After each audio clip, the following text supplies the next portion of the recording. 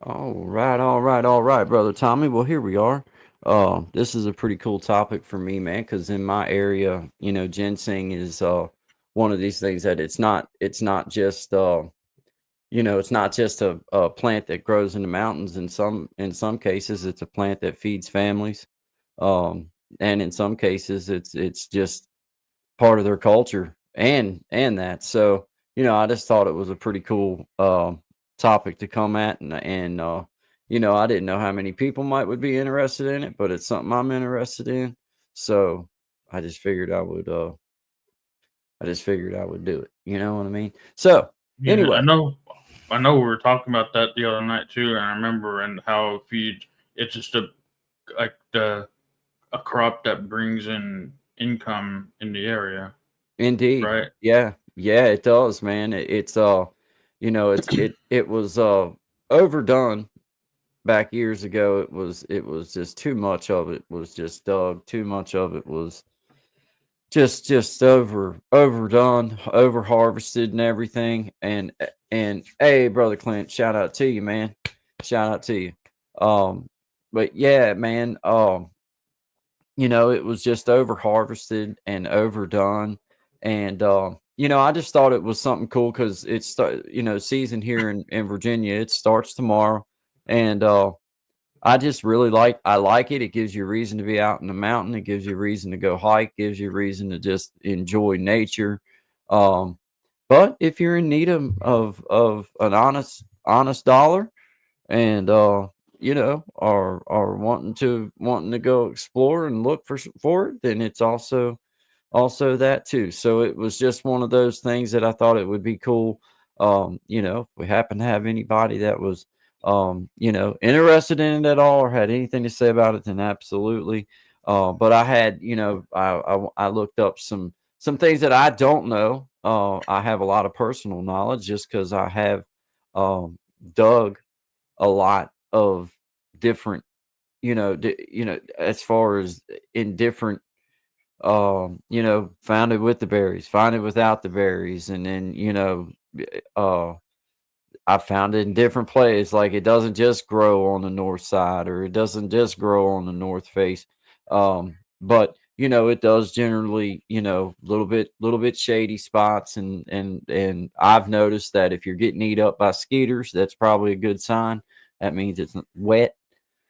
That means it's holding moisture in whatever little patch of woods that you're in. I know it does really well in poplar groves. Um, but yeah, a little bit of sweet tea. Love to handle Gen X. I see you out there, brother. Uh, yeah. Hey, that's fun. Oh man, smoking broccoli and telling 16 in lies. the house. Indeed. That's awesome, man. Shout out to Man, 22 in the house. Appreciate you guys. But yeah, 22. ginseng was, for us, man. I've heard of it all of my life, and then about 10 years ago, my wife's dad introduced me to the plant, showed it to me. It just happened to be growing right in his backyard, which is right across the street over there. And the plant that you see behind me right now, that is a plant from just the other day that we took a picture of here on my property. Um, so it's one of those. It, Once you see it and once you know what it looks like, then it's hard to. Now that one there, man. I want to say it was probably like a 5 year plant, maybe. Yeah, something like that. It wasn't Oh, huge. there you go. Yeah, there you So you go. can see the whole thing. Yeah. It wasn't a huge plant, but it was pretty. It was a good one. That's a perfect specimen of ginseng. That was from about a week ago, maybe a week and a half ago. So that's a good sign. That means the berries are doing good on this one anyway. Berries are doing good. They're ripe. This would be what I would consider to be about as close to uh prime example of what you may would find right at this time of year. You may um you may run across some that the berries are already gone, You may run across some that are green, and I encourage you, if you do happen to go, and I'm not trying to say it from any kind of like a oh, in a bad way. I'm just saying, if you do happen to go and the berries aren't green, and just be honest and just let them things ripen, because that's just raping the land, and then nothing's going back. That's how we give it back to the property.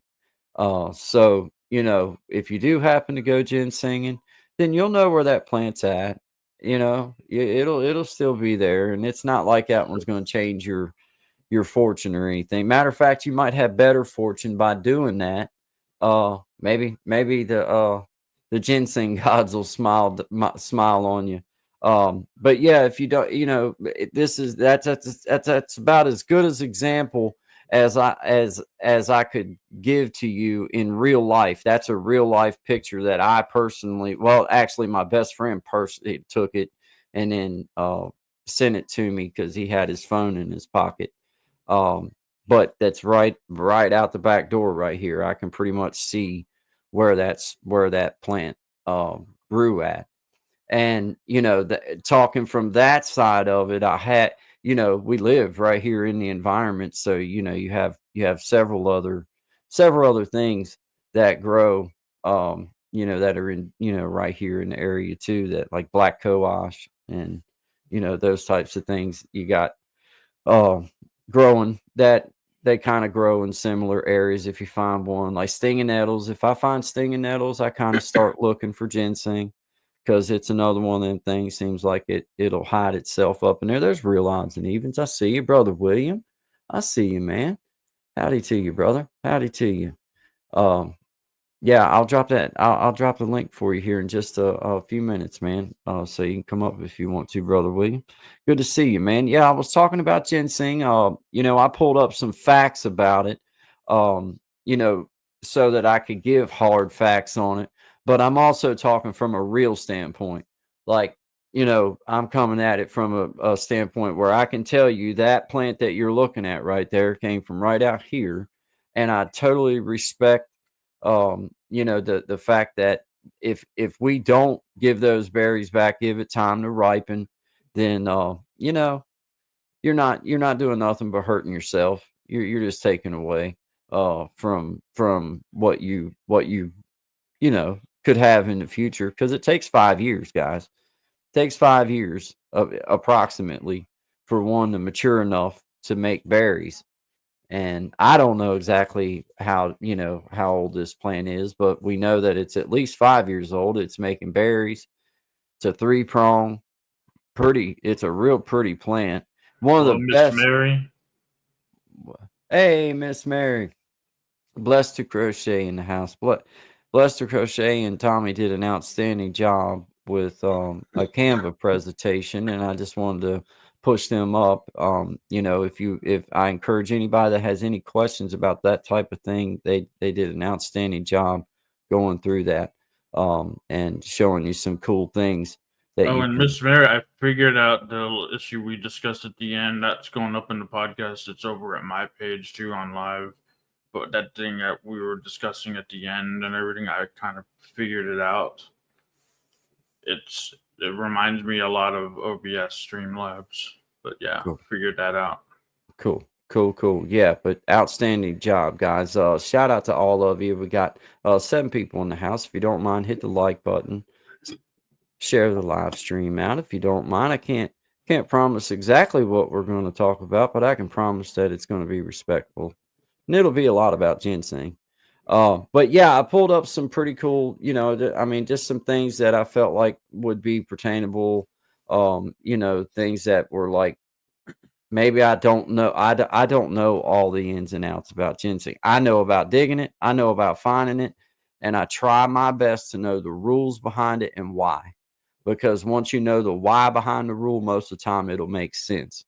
And that's what I was just trying to touch on there right at first, was that, I encourage everybody, get out in the mountain, enjoy it, and have fun getting out there and doing it. But just respect the fact that, it's one of those things, you got to take care of it. Um, uh, my husband said I now want to fool around with Canva because it doesn't look so overwhelming after you explain it. Indeed, Yeah, you did a great job.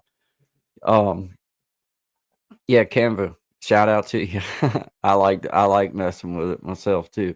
They Just keep adding stuff to it. yeah, They yeah. keep like they can get overwhelming.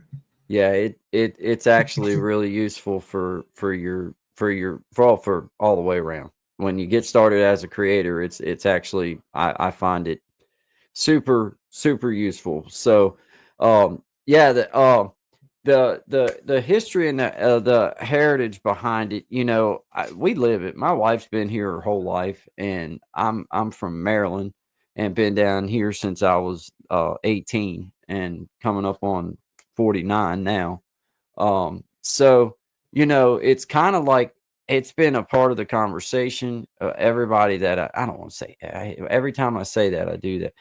I don't mean there's a lot of folks in this general area that they have some type of dealings or have had some type of dealings or or they know someone that digs ginseng, and there's some that really do get serious about it.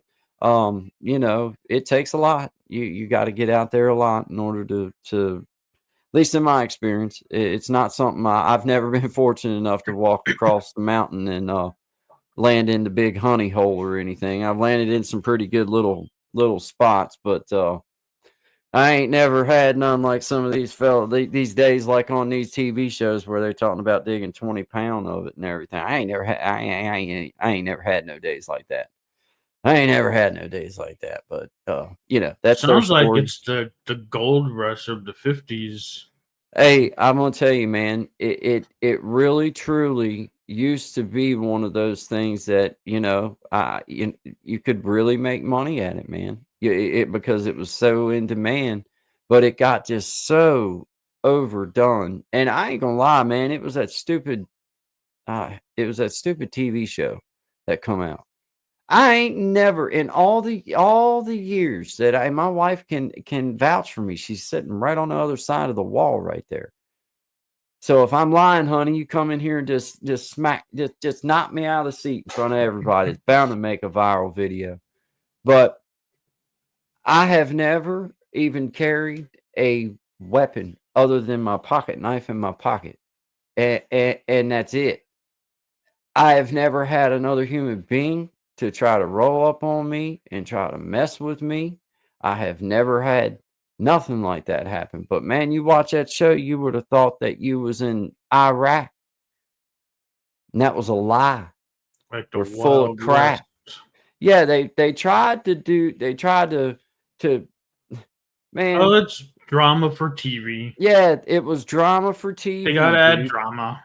That's all it was because it was, man, you know, honest to God, if people acted that way, there would be death. There would be that is just not that's just not the way it truly was. But I'm not even going to say your name because I don't think you deserve the credence of me saying your name. I got too nice of a platform and I ain't going to put your name in the wind, but you know who you are. You made that silly show for a season, son. That's bullshit, and you know it. Go on with that stuff, state trooper. Anyway, uh, super trooper. What was his ranger? Danger, wasn't it, honey? I don't know what it was. That nonsense.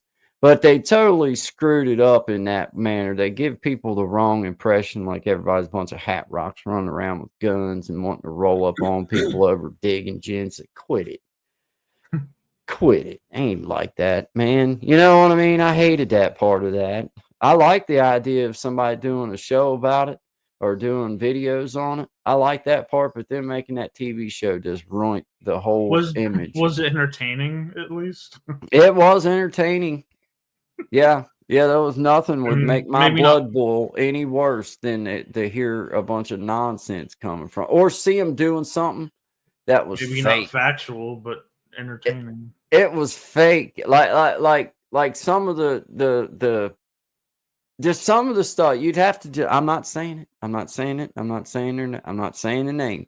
But if you ever run across it, you'll recognize it right off because it's ignorant. But definitely, definitely, they dramatized it way too much. They did, you know, they might be good ginseng hunters. They might really be into it, but then they took a little bit of camera work and they turned it into something that it wasn't, and that wasn't cool. But anyway, done with my rant. But it's one of those. It's just one of those topics for me, man, that I want to see it pushed up because one, it does two things: gives people an opportunity to explore the mountains, and it gives people an opportunity to respect the woods, but maybe even go make some money, man. Because I truly have done okay with it over the years. I haven't knocked the door down. I haven't made what they said that they were doing in a year's time. Like these guys were talking like they were making, whatever. I ain't never made money like that at it. Made a few grand at it, but I ain't made the kind of money that they were talking. Um, but there is people that go out and they supplement their income for it, and that's true fact. That I know that because I personally have done it myself. Um, but we went over identifying it. It grows 3 prong and 5 prong, 3 to 5 prong. Um, you know, it it's going to generally at this time of year have the berries generally, unless an animal has got it. And I know that it doesn't come up every year. Like it'll skip years, things like that. Let's see. Let me scroll on down here. Okay, it says right here, grow like I was just saying, grows in rich, shady, hardwood forest, northeast facing slopes, generally northeast facing slopes. So shaded, moist. Uh, if I've noticed that if I'm getting bit because if you're in a dry patch of woods, a real dry patch of woods where there's no kind of water or no spring running off, you're not going to be getting eat up with mosquitoes because they need that moisture. You getting a nice wet patch of woods, you will be eat up with skeeters. You'll be like, dang, I'm getting eat up. Well, the reason why is because there's water. There's something holding water. Either the leaves are holding enough, or there's a spring that's supplying enough moisture. There's something that's keeping it, or it's on the shady side. Something is keeping it holding that moisture, and that's a good sign for ginseng. Because right down over the hill, right here, about 50 yards from me, that's about what it's like as you start down through there. As soon as you start down in that little patch of woods, you'll start getting eat up by skeeters almost immediately, and it's because it's damp. And those mosquitoes in there, they're good to go. Hey, Mimi Bear, I see you. Shout out to you. Thank you for stopping in. It was even big in the 30s because the traveling folk musicians used it. Yeah, the moral. Let's see. Here where I'm from, we've got morel mushrooms. Yeah, morel mushrooms, man. Now I'm not a mushroom digger. I'm not a mushroom digger because I'm scared of them. I'm afraid I'd misidentify it. But the ginseng, on the other hand, now I do enjoy digging it. And it's one of those things, man. It's so elusive. It can be right in front of you sometimes, and you'll look right past it, and it's so weird. And then there's times you can spot it. Sometimes. Okay, but it'll be like, and it's just so weird. Dude, you got some feedback coming in on me, Tommy. I'm trying to pull up the chat on my phone. Oh, let me turn my volume down. Get that, but that's cool. I figured it was like, but yeah, definitely one of those plants that's elusive. It'll be right in front of you, and then there's times you can see it from a long ways away. But anywhere that sun starts to hit it's not going to grow good. It's not going to grow long. It's gonna wilt and die. It's going to yellow up. Now this time of year, as woods start breaking up, then that's one good way to identify it is that golden leaf. It'll have that golden leaf on it. It'll get kind of gold where the sun's starting to hit it, but it'll be gone quick. Whenever the sun starts hitting it, it's going to fold it down. I found many plant already folded down and just followed the stalk, down to where the root was growing at. Because you're getting a little patch. That's another little pro tip. If you do happen to go ginsenging, then take common sense and let it just beat you to death. If you hunker down somewhere and you found you a nice ginseng plant that you see is probably pretty old, it's probably made several rounds of berries throughout the years. It's lived long enough to make several years of berries. If you know this information, then take it and use it to your advantage.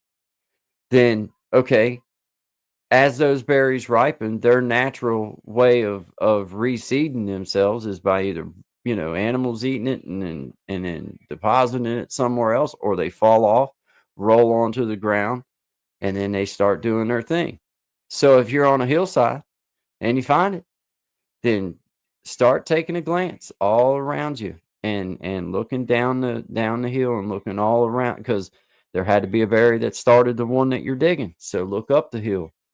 That's one thing. Whenever I find one, then I'll just calmly sit down and get still and get quiet. And then I'll just look around, all around where I can see from that angle and see if I see anything else. And usually that stalk will jump out at you. That white, that clear stalk. It'll never have no kind of bark, no kind of nothing like that. It'll always just be a nice, clean, fresh, clear stalk. But and you can't rely on the berries all the time to find it neither, because a lot of times berries will get robbed or knocked off, or beat down throughout the season or whatever. So you got to get where you can identify it by the the leaves. But it sticks out so good once you know what it looks like, and once your eyes have a hold of it. It's a different color than a lot of it's a unique kind of look against other plants once you see it. But it will blend in at the same time. It's so odd the way that it works. But yeah, it's one of those. It's always intrigued me. Ginseng is just one of those things that there's a lot of different uses for it that I don't know nothing about. I have not delved into that realm of it a whole lot. Some of it I have, but a lot of it I haven't. So I'm not coming at you with that kind of stuff like I know anything. But we're going to talk about it. We're going to talk about the different medicinal uses, and I'm sure there's things out there that we all have known it to do. So just energy, reducing stress. And it says good for immune support, immune health support. So that's never a bad thing, I guess. Used as a for fatigue, inflammation. Um, let's see, what does it say? American ginseng versus Asian ginseng. Okay. The differences between American ginseng, cooling, calming, versus Asian ginseng, stimulating, warming. Huh. I didn't know that. We just learned something together. That's cool. Didn't know that. So Asian ginseng is, what did I just say it was? What did I just say it was? There it is. Stimulating and warming, and American ginseng is cooling and calming. Huh. Boy, I feel smarter already, guys. I ain't gonna lie. That just overwhelmed me with a bunch of knowledge right there, Tommy. I think I'm gonna have to quit now. Good talk, Tommy. No, I'm just playing. I'm just playing. Shout out to all 6 of you guys here. I appreciate y'all being here with me and brother Tommy, man. We're here talking about ginseng. Tommy, I have to ask, is that something that, have you ever had any dealings with ginseng or dug any ginseng? Only what I've been just researching just now, but I just found it's in like a bunch of things actually that I just asked Grok. Nice. What did it have? Whoa! What'd you do? Grok continues to respond to you if you don't tell it to shut up. Right. I'm talking to you, and then Grok's responding to me. I asked Grok about that, and here's what it said to me, ginseng's in a lot of things like energy drinks, teas, herbal supplements, give you a boost. Find in skincare products, creams, serums, anti-aging vibes, chewing gum, versatile root. So I thought there was some there's a drink that I remember in the past that I remember seeing involved with ginseng.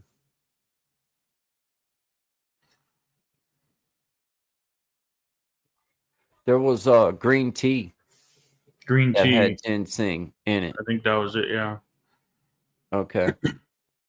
Yeah, whenever whenever I go in ginseng, I always keep a little bit for here at the house just to have it so that hey, I ain't against grinding it up and taking it or using it, you know what I mean, if necessary. Um and it's not like it doesn't taste bad. And I've never personally like done anything with the leaves or with the berries or anything. I always just plant the berries back. But I think you can even like harvest the leaves and sell them too. I don't know well, I know you can, but I don't know. I don't even know how much I don't even know what you get out of it. If if it's even worth carrying it out of the woods, I don't know. I don't know. It takes a gob of ginseng roots. You're not going to just go find one handful and be like, "Oh, I made it." No, man, it takes about 3 pounds to dry out to 1 pound. So Of is it like the radish or the turnips? The berry is actually the root part. Now the berries are right there on top, and then the root you dig it, and that's what you sell is the root. Mm-hmm. Okay. And yeah, but the berries is how it propagates, how it that's how it germinates or whatever you call it. They fall off of it or something eats it or whatever and carries them off. But it takes them so long to grow, man. Like it takes years for one to get mature. Where that So it like 5 years. it's like a 5-year thing, man, for it to actually get 5 to 7 years. I think it takes a minute. I know it's at least 5 years to get up to it starts making berries. And Hmm. um the longer you can let that plant grow, the way I look at it is the longer I can allow that plant to grow and make berries, the more plants 10 years from now, 15 years from now, I'll have because it'll just keep growing. And every time it grows, if it makes berries, a big old pot of berries, and they fall off, then maybe it gets 2 or 3 more plants out of it. Um, but that's why that it's regulated now is because it just got overdone. You only get from September to December, and then that's it. And I've never personally hunted past October. I've hunted in October before, but I've never been. All right, brother William. Yeah, man. Yep. I'll get it dropped down there for you. But yeah, I have I have never been up in December, but there's different climates. There's different it grows East Coast from, up Canada, south, southern Canada, uh, to like Georgia, I think, or something like that. I'm not 100% on that. But yeah. Yeah, pretty cool plant though, man. Pretty cool history on it. Like I say, man, some of this stuff I had to just look up because I don't claim to be no expert on ginseng. Now I can find it. I'm a good hunter. I can find ginseng. I don't have no problem with that. And I got some pretty good spots and if given an area and given some time to study it, if there's a chance for ginseng to be growing there, I can probably put my hands on it if it's possible. Do you have Um, it growing right out your door? Do you have to how far do you have to go that plant to where right they grow? there, that plant right there is about 30 yards from here. Okay, so it's essentially in your yard. Yeah, yeah, yeah. It's right behind where my goat lot is. It's right directly behind it. Like I can see, like in the daytime, it's dark now, but like if I stand up and look out my window right here, I can see about where that plant's at. I can't see the plant because the way it goes down over the hill right there, but I can see the spot where that plant's growing from my house. Yeah, for sure. And But I know you're talking about like you're getting in the way, like you're hunting for ginseng and someone's in the hunting path or something. yeah, yeah, But because you like got if they come to your yard, then there's problems there. yeah, yeah. Well, they ain't gonna be there. But like that's the only problem is like ginseng kind of commingles with bow season, and I hate to feel like I screwed somebody's hunt up. Because you're not gonna scare ginseng off, like you know what I mean. But if I come trampsing through looking for ginseng, I probably am gonna ruin your hunt for the day. Like I probably Mhm. did just scare anything that might would come by off. So but if you're doing it right, then you probably know if there's somebody in there hunting. You probably know because you have permission to be there, so you know who's there, who's not, or who's supposed to be there, who's not supposed to be there. Um, that's the easiest way to take care of that situation is to just know that, like, you know, ain't nobody else in here hunting because people do spend some time um trying to, get their food plots or not food plots, but their hunting spots and, make all their, do all their stuff and set cameras up and all this kind of stuff. They work hard at it. So I never mean to ruin I hate to think that I do that to anybody, but I have walked up on people's stands, but I haven't walked up on with nobody in the stand before. Um, Thankfully, and not that I'm worried about them shooting me or nothing. I just would hate to know that I've ruined their hunting spot that morning or that night or whatever. Mm. Yeah, man. Yeah. Shout out to you, brother Tommy. I appreciate you coming on, talking to some ginseng with me, man. It's just one of those topics for me that I just enjoy. I enjoy it. It's one of just one of those things in our life. It comes around once a year, kind of like Halloween, and you just enjoy it, and then it's gone, and that's it. But you also have a chance of maybe making some money, if you do it right and you get out and do it. Let's see what it says here. What else it says about It was somewhere in Europe. Santiago. Hey, Santiago. 5:21 a.m. Santiago. What's up? What's up, Santiago DY? It's 5:21 a.m. Just Man, waking up. wow, you got it early right now, bro. Man, yeah, man. Good to see you, though, Santiago. Good to see you. Take you a nap. Get you a nap in. We were talking ginseng, Appalachian Mountains. I was just talking that I look some things up, and some things I'm talking from personal knowledge, such as hunting it, such as where to find it. And then some of the stuff that me and Tommy are talking about are things that we've looked up and things that we're looking up right now about it and talking about it. Um, let's see, the conservation. Yeah, we talked about that. The over harvesting and poaching have made ginseng decline. So it is protected by state and federal regulations, and legal harvest season in Virginia is from the 1st to December 31st. And you must replant berries to ensure sustainability, is what it says. Which I mean, I totally agree with that. Let's see. Hundreds per pound. Yeah, I knew we knew that. It just depends. It goes by market price. Sometimes it's up there pretty good, and sometimes it's not. Um, the year that I made my best money, there was one year that it got up to 6, 7, 800 pound, $800 a pound, and I've heard of it being even higher than that.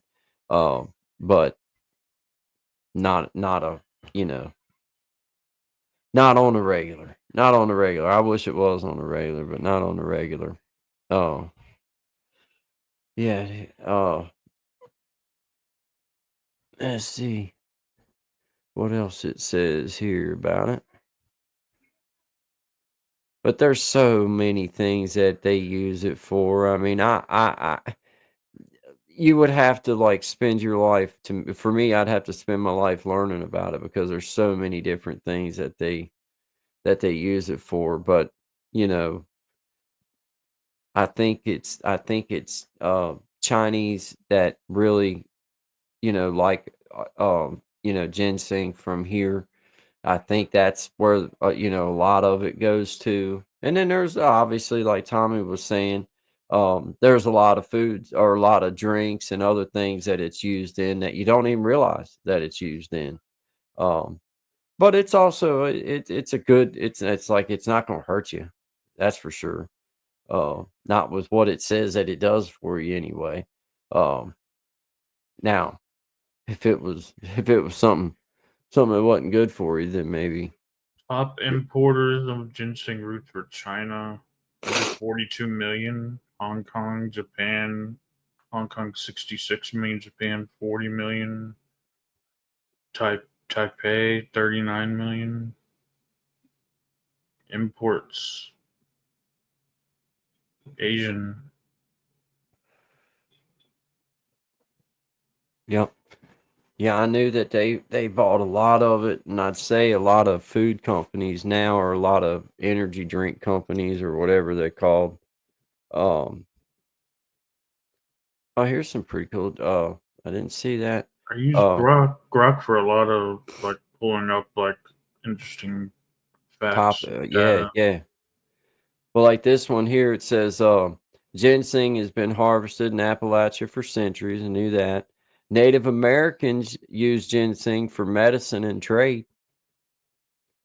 And then it's see 1700s become an important export to China.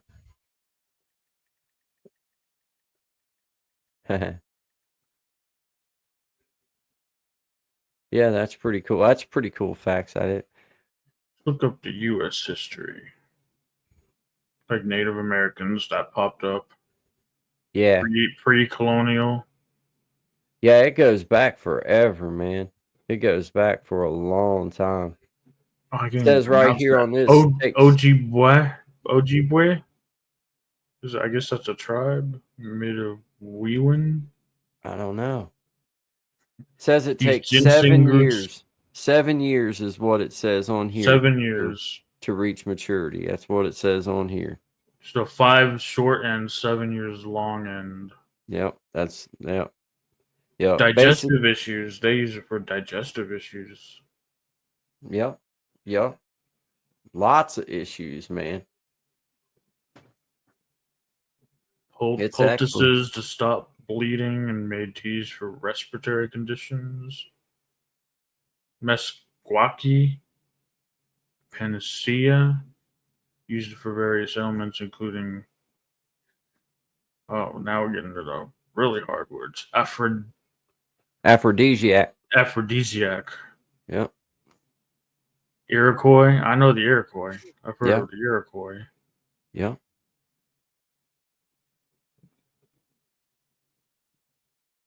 Promote.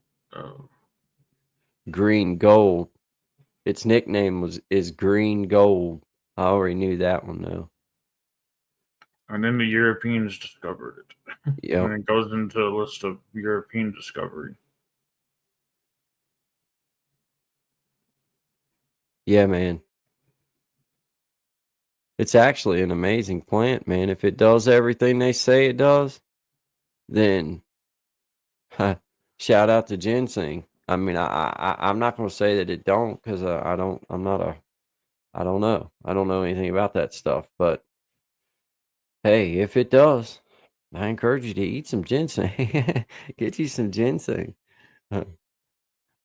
Go out in the woods and find you some ginseng. It is a lot of fun though, man. I'm actually encouraging people, if you enjoy being out in the mountains, it's fun, it's cool.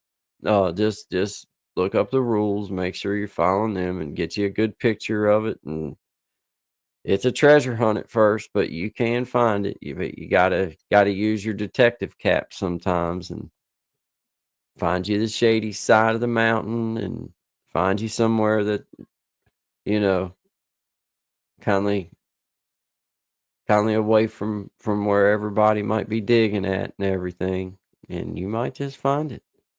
Like I say, it's out there. I can speak from experience on this. I don't have to look this information up. I can tell you that here in the Appalachian Mountains, it is here, and I have found a lot of it and dug a lot of it. But I have tried, try to not abuse um the plant. Try not to take from the Mm. property and the land. Overharvesting led to conservation laws, ongoing efforts to balance trade and sustainability. Yeah, man. Yeah. Yeah, it was it as soon as something is known to be valuable, then that's when us as human beings screw it up. As soon as you put a dollar bill Everyone around, wants yeah, their dude. piece. Yeah, dude. As soon as you put a dollar bill around something, then that's when that's when us as human beings seem to just seems like we just screw it up. That's when we always just hit rock. That's when we start headed towards the bottom. As soon as we put a dollar value on something, then greed takes over, and the next thing you know, you're over harvesting or you're over digging, and it's just that's shameful in my opinion. That goes for logging, that goes for hunting, that goes for all of it. I mean, I don't agree with it. I don't agree with like, you can't kill this and eat it. You can't do this or you can't. I'm not that guy, but I do agree with following the rules are there for a reason, and it's not. Look at what we did to the buffalo. Look at how ignorant we were. Look at just how ignorant we were for a dollar, for a dang dollar. You ought to be ashamed. And I mean, I'm glad that that's been a long time ago now. But man, Use that's it, just don't so abuse it. shameful. Yeah, man, and that was strict. That was surely abusing that. And that look at what we did. We totally screwed that one. Screwed the pooch on that one. So I try to realize that there's people that's smarter and know more than me that make those rules most of the time, or they try to. And in this situation, yeah, yeah, you don't want to take away, and then it's not able to come back. It doesn't just appear back, and it takes a long time for it to propagate, to come back and do its thing. So pretty amazing plant, but at the same time, it's very vulnerable just because it has a dollar value on it. That's shameful. That's a totally different conversation. But yeah, uh, ginseng guys, welcome. This is Guy and Shine. We appreciate y'all being here. We've been talking about ginseng and just going over some of the medicinal properties, some of the history of it, some of the folklore about it, some of the facts that I personally know about it, things that Tommy has been looking into. It's truly one of those topics for me that it truly hits home. This plant that's behind us here. Um, let's see, how do I do that, brother Tommy, where I can pull us It's off and show the like plant. But this plant right here came from the property that I'm sitting on. It's about 30 yards away from where I'm at right now. And you know, that's the part for me that hits home, is like this is truly about our a lot of people's culture, and a lot for myself. I can't say that I grew up digging ginseng, but it has definitely become part of it's become a big part of my life, in the way that not necessarily money wise, but just in the fact that I enjoy going out and finding it. Now that plant's still growing, still right over the hill, unless some animals ate it. That plant's still right there, and I'm not going to dig it. I'm just going to let it. I hope it gives me another. 4 or 5 or 6 or 10 of them berries. I hope they all take a hold. But you know, it's definitely in the woods. It's definitely out there if you do a little bit of research and you just listen to what other people already know. Don't just blindly go into the woods and be like, "Oh, I'm gonna go find some ginseng." No, that ain't the way it works. That ain't the way it works. You got to find, you know, the right areas, and you can look on a map. You can look on a map. You can see uh, where the ridges and the valleys, and you can search out north, south, east, and west, and you can figure out which side of a mountain is the north face and which side's the south, and you can research and you want to go for those north face mountains, those north face ridges, because that's going to be where the shadiest side is, and that's going to be where you're able to start seeing black cohosh and different things that really jump out at you when you get in the right area. Mosquitoes for me was always one of those signs. If I seen stinging nettle, um, you know, all those little signs for me was anywhere where I seen a lot of greenery already growing of different kind, ferns growing. Ferns, if you start finding ferns, start flipping them around and looking around. Liable be some ginseng growing. Um, you know that it you can narrow your search down. It's not like you got to go up into 100-acre plot and be like, oh, I don't know where to look. Nah, just think about where you're at, what you're doing, and the research that's already been given to you. And it definitely does grow on the shadier sides. And I'm at about 2,900 feet elevation where I'm at, so it obviously grows at about that elevation, and you know, at different elevations too. And the main thing is just um narrowing your search down, because a mountain is big. Like that mountain from over here doesn't look all that bad, but then when you get walked over there to it and you start up through it, it's like that's a big area. So you can narrow your search down and kind of get yourself in a spot where you might be a little bit more prone to finding it. But anyway, good talk about ginseng, Tommy. Good job, man. Coming up on a 47-minute conversation about ginseng. I know I've probably wrung your ears off about it. But yeah, good conversation. You know, just one of those topics that I thought would be fun. Tomorrow's the opening day for ginseng season. And you know, I encourage people, if Oh you haven't wow! Right out of the gate in September. if you haven't been before, then I encourage you to get out in the mountains and enjoy yourself. Get you a stick and use it to look around and move stuff around. You're generally going to find them at about a foot to a couple feet tall. Sometimes they'll be laid over and bent, but it's a fun treasure hunt. And you may find that you don't even want to dig it once you find it. Maybe your pleasure will just come in knowing that you know how to find it if you want to find it. And maybe start you a little secret patch. Maybe just go ahead and let that sucker grow, and just if it's grew this long enough to get, maybe nobody else is going to dig it, and plant your seeds back, and you know, let it grow. You know, so yeah, get out there, enjoy it, have fun with it, man. So anyway, Brother Tommy, man, shout out to you, man. I encourage you guys, if you haven't been over to see Brother Tommy, please go check him out at Tommy Kinney, Keeping It Real Media, as well as he's also a part of Guy and Shine's new channel, Guy and Shine. You can find it at Guy and Shine. That's where all the community is going to be gathering for when we do our live streams together. Guy and Shine in the mornings, or whenever it is after dark, whenever it is, that's where we're going to be working from and working through, is that channel. And we mainly did that for you guys, the community, so that everybody can be in the same chat. Everybody can be, you know, together and be a All part of one. We're all all of together. us.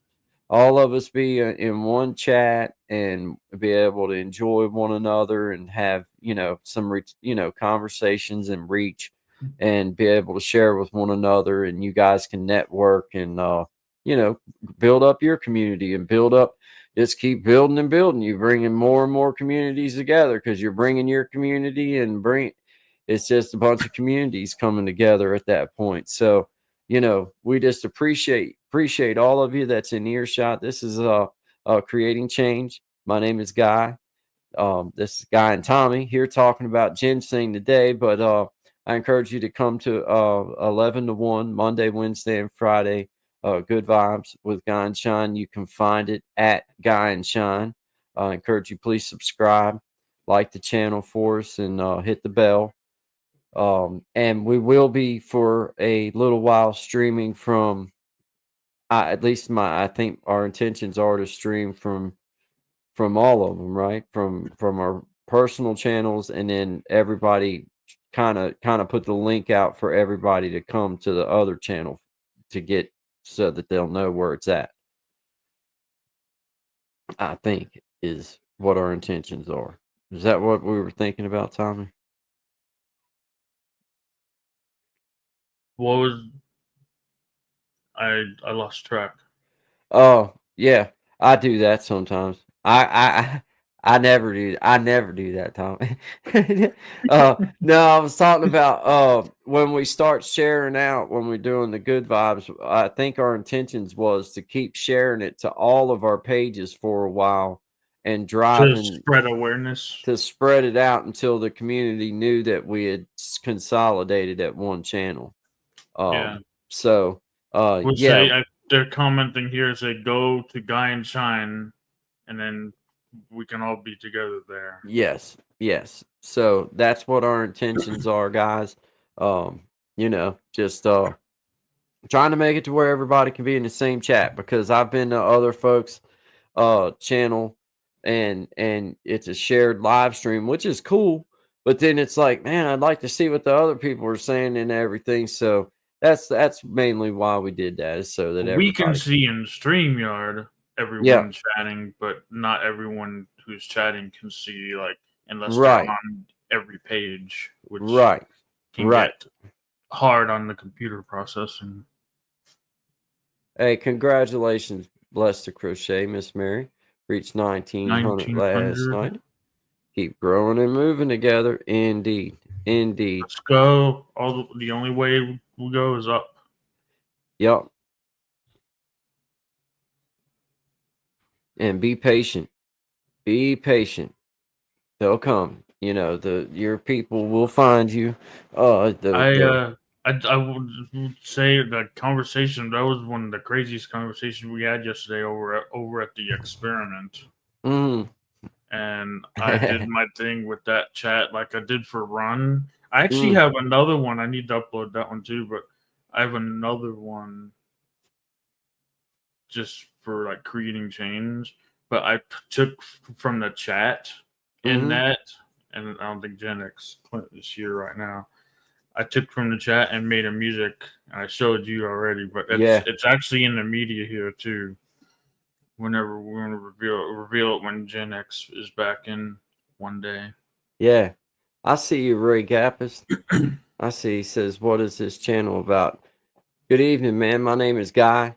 This is called Creating Change, and that's exactly what this channel is about. It's about creating change, but it's also about just being me and being myself, sharing with everybody. But tonight we were talking about ginseng, because I'm from the Appalachian Mountains, and have hunted ginseng for quite a while now, and just enjoy talking about it. And I enjoy the conservation side of things and sharing about things.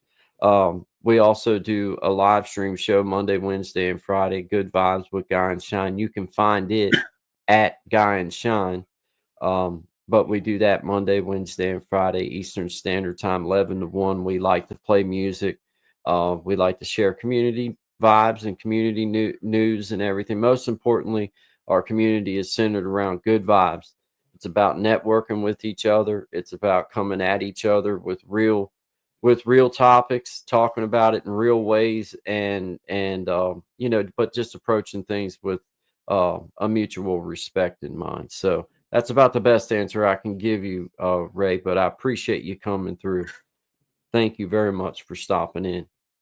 And this is Brother Tommy. He is our producer and just a friend of a friend and a friend of the community, a leader in the community, and he is also a part of At Guy and Shine with everything. So yeah, you can find all three of us on separate pages, but you can find all three of us on one page at Guy and Shine. So thank you for Uh, asking. I appreciate that. Chatting with one of my friends up in the Philly, Pennsylvania area.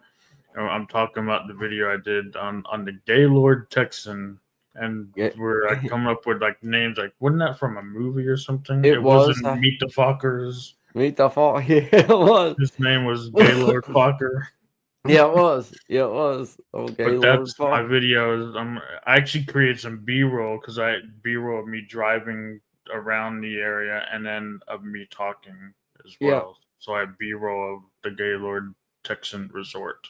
It's yeah, a nice resort, very expensive. Parking is crazy insane yeah. just to park there. Okay, that's funny, Tommy. Oh man, yeah, Right off Grapevine Lake. Fishing, hiking, boating, right on the lake there. yeah, yeah. I ain't I ain't never been to. I've never even been past. I've never been to Texas. I've never been. Really, I've never been past the Mississippi River. I've never even been to the Mississippi River. I've never been really. I've been up the East Coast. Excuse me. Man, this cold has been whooping my butt in the past couple days, but can't stop, won't stop. I ain't quitting. Can't get me down like that. I'm still going. Got another video for Labor Day. Hey, that's awesome, man. Yeah, shout out to Labor Day. Happy Labor Day, everybody.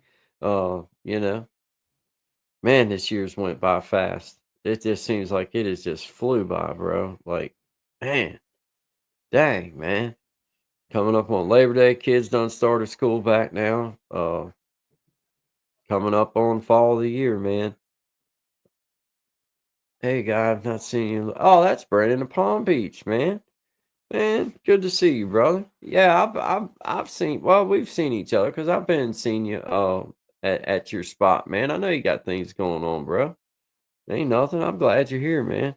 Thanks for coming by. We were talking about ginseng, man. Brandon, you're probably familiar with it, but season starts tomorrow, the 1st of September here in Virginia. Well, everywhere you can dig it, I reckon. Um, but yeah, we were talking ginseng and just going over some of the stuff that I know personally, but also talking about some of the things that we could, little facts and stuff that we could pull up. And this is kind of like the after show, just kind of hanging out. I think I seen Brother William. Brother William. If you, man, I'm so, dude. I forgot to put that link in there.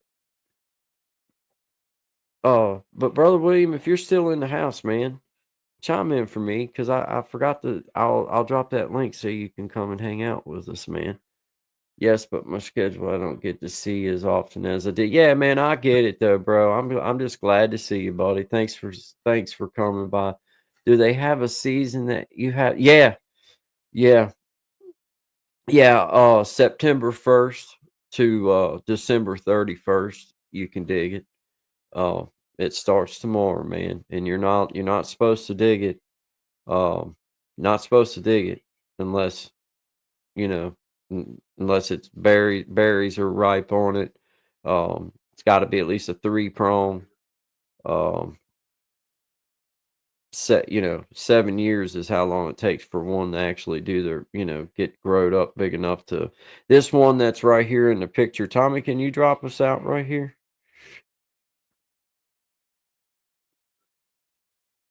The Brandon, picture. this one that's right here in the picture, my best friend took that picture about 30 yards from where I'm sitting at. But that's a 3 prong, uh, full of berries, man. It's about as good a picture as you're going to get of one. But that's from right out here on my property right here. So if you were digging it before, yeah, oh yeah, man, and it's protected for sure, because it if you're digging it before those berries have a chance to ripen, man, then it they won't grow, and that's how it propagates or whatever. I don't know what the proper term is. That's how it keeps going. So if you dig it before those berries ripen, then you wind up not having another plant, man. And man, you know how it is, Brandon. As soon as you put a dollar bill around anything, then people abuse it, man. And that's basically the situation. Had to be rules set in place, or people just wind up digging all of it, bro. They'll just wind up digging everything, and then you won't have nothing left. Um, yeah, but it's definitely considered poaching, and I think there's a hefty fine. I mean, there's a pretty good fine around. I don't know exactly what the fine is. I ain't never been subject to that, but yeah, yeah, there's a pretty good fine wrapped around it. Yeah, they won't repopulate. They won't keep grow like that's the way that they germinate, or not germinate, but they fall off. They in nature, either an animal eats it off or they just fall off onto the ground and then they take root and they grow. Well, if you don't let those berries ripen, then they won't they won't grow. So it's like, it's just you're raping the land basically is what you're doing. And in the end you're screwing yourself out of a future uh by doing that, because then you're not going to have nothing 10 years from now. If you do that every year for 5 years in a patch that's good, well, if you do that every year for 5 years, that patch won't be no good no more. You'll eventually rape the land, man. Used to pick magic mushrooms, and the courtesy was you've got to flick the mushroom to set the spores out. Yeah, before you pull it out of the ground so that there was more growing. Yeah, yeah, yeah. I agree. Yeah, I get that. I get that. I totally get that. That way you keep it's you give it you're letting it propagate. You're letting it do it. That's a good practice. Brother Clint in the house. What's up, brother Clint? How you doing, man? Your invites always open. I was talking about uh I've been on here rambling about ginseng. I have had Brandon on here. I'm putting brother Tommy to sleep here talking about ginseng. He's like, dang guys, shut it. I was only doing it then just to see if I could get Tommy to fall on out of the chair, and then I'd be like, yeah, yeah, I win, got him, man. But yeah, man, yeah. Shout out to you, brother Clint. I hope you have fun at your uncle's house, man. Good times, good times. Yeah, Brandon. It's definitely one of those things. Like for that type of plant, and as long as it takes it to mature, like it takes it 7 years, 5 years, whatever, before it starts making berries. So it's a long time before that thing starts doing, giving back. So if you don't respect that, if you go out digging one prong and two prongs, then the next thing you know, you're not going to have nothing left, because they're not getting a chance to put berries back in the ground and get growing again. So you're basically screwing yourself in the end. I hate to say it that way, but that's just the way it is. But it's like let's see here. It's like an avocado tree. I can plant an avocado, and it's going to take 7 years. Well, see, I didn't realize that, but exactly like that, exactly like that. So you can imagine, same scenario with the avocado thing. You do that enough years in a row, bro, you ain't gonna have no avocados, right? I mean, Like over fishing, like over hunting, or anything over hunting anything. yeah, for tuna or whatever. Yeah, dude, it's It's exactly that way, man. Because and it's about how hard it is for this particular plant or those particular animals to grow to maturity. It takes a long time, and it's a lot of years, and you've got to give it that amount of time. And if you steal from it early, next thing you know, you ain't got nothing no more, man. And I don't like that. I'm not a tree hugger kind of guy. I'm not like not hardcore. But I believe that there's certain rules that are meant to be followed. Now, I would not condone that with anybody I was with. If I was with somebody and we were digging ginseng and I seen them just taking like that, I would say something. Like, no, man, that's not the way I do things. That's not the way I do it. Just not the way I do it. Out of this little patch of woods right over the hill right here, across right here. Dug ginseng out there for years, and it ain't but it's a few acres, several acres spot.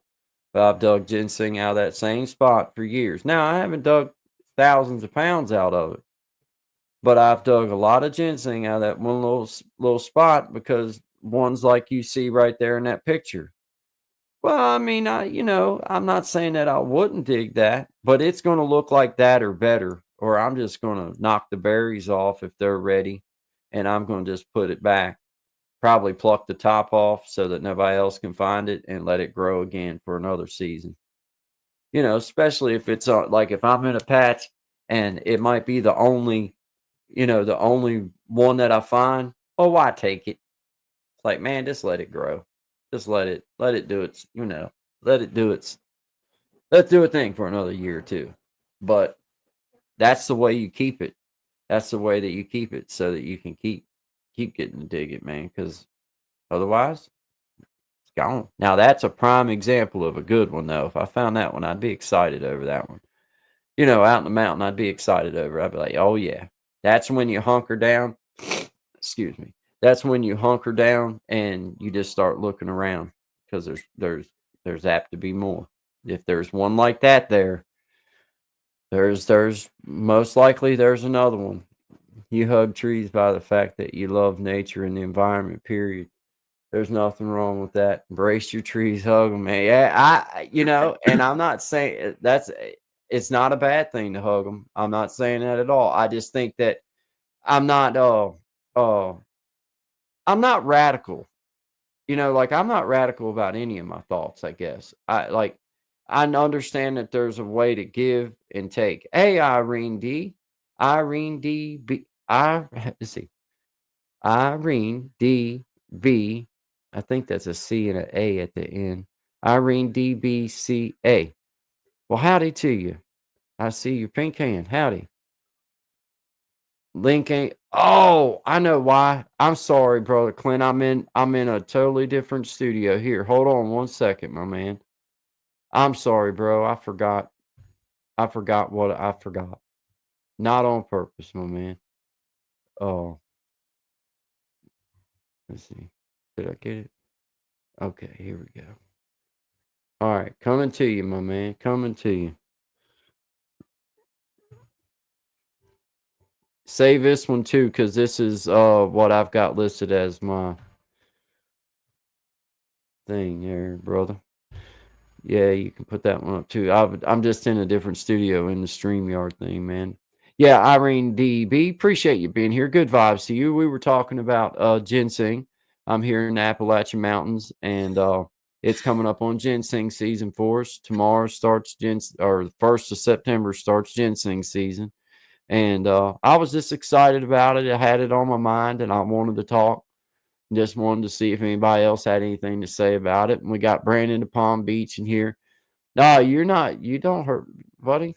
I knew you was just joking with me, my brother. Yeah, I really do take I take some of those things very seriously.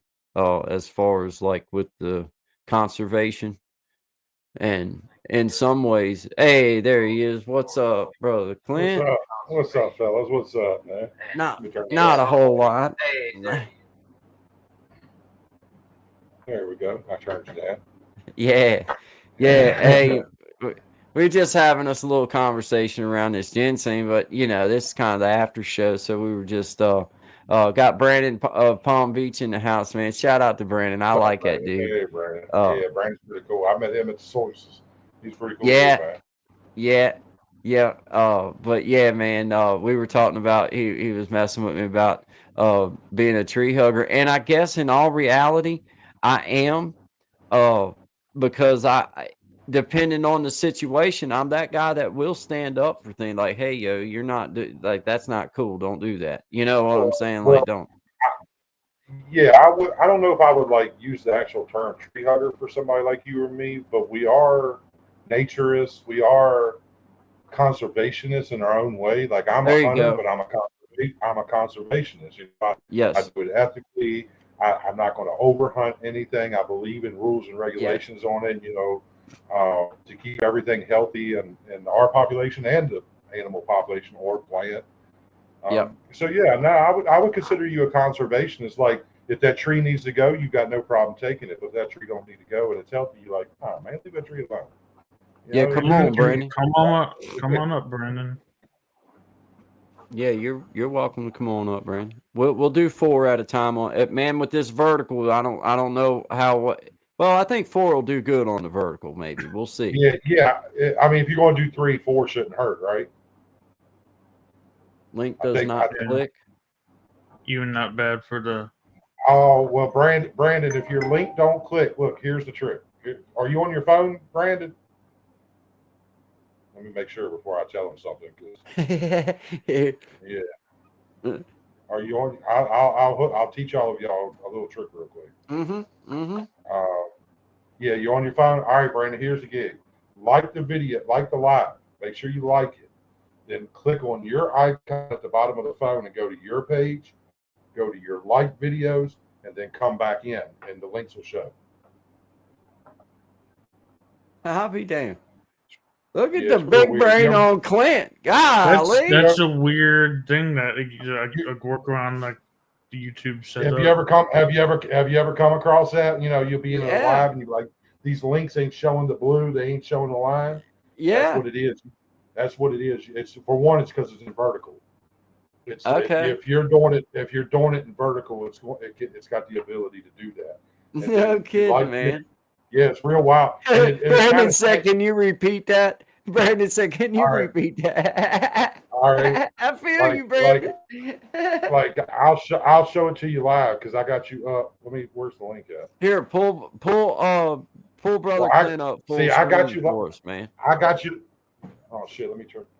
What did I do? We're gonna pull you up full screen. All right, I got you live. Well, shit, it ain't going to. Let me turn this damn background off because it's messing with the damn thing. There he is. I don't want to do that. I don't want to do that. I want to turn the background off. Here we go. Let's remove the background. All right. Now, all right. Oh well, shit. What come up now? Gemini. All right. So like mine's showing it. I can't see the link. It's not lit up in blue. So what I'll do is I go down to my shit.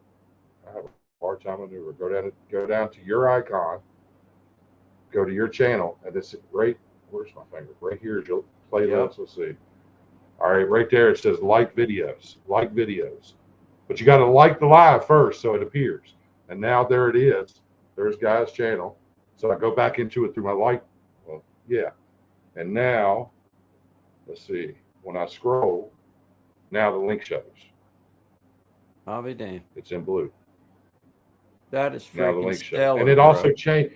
And it also changes the view of vertical. If you're doing it through regular YouTube before you go through your like videos, the messages are over top of us scrolling. Yeah. Like if I'm at the bottom, I'm behind it. But once you go to your like video, like bring us all back up on screen now. Dude, that was awesome, man. Now watch this. See, I'm not covered. I won't be covered no more once it catches up. Am I way behind? No, I'm up there. We're just all smaller. But see, now I'm no longer covered by the letters. By the comments. That is crazy, dude. So it changes the view and it lets you links. Here you go, Brandon. I got you, bro. We'll try it again. See what Yeah. happens here, my man. It's not real hard, Brandon. I'm just saying it funny because I talk funny.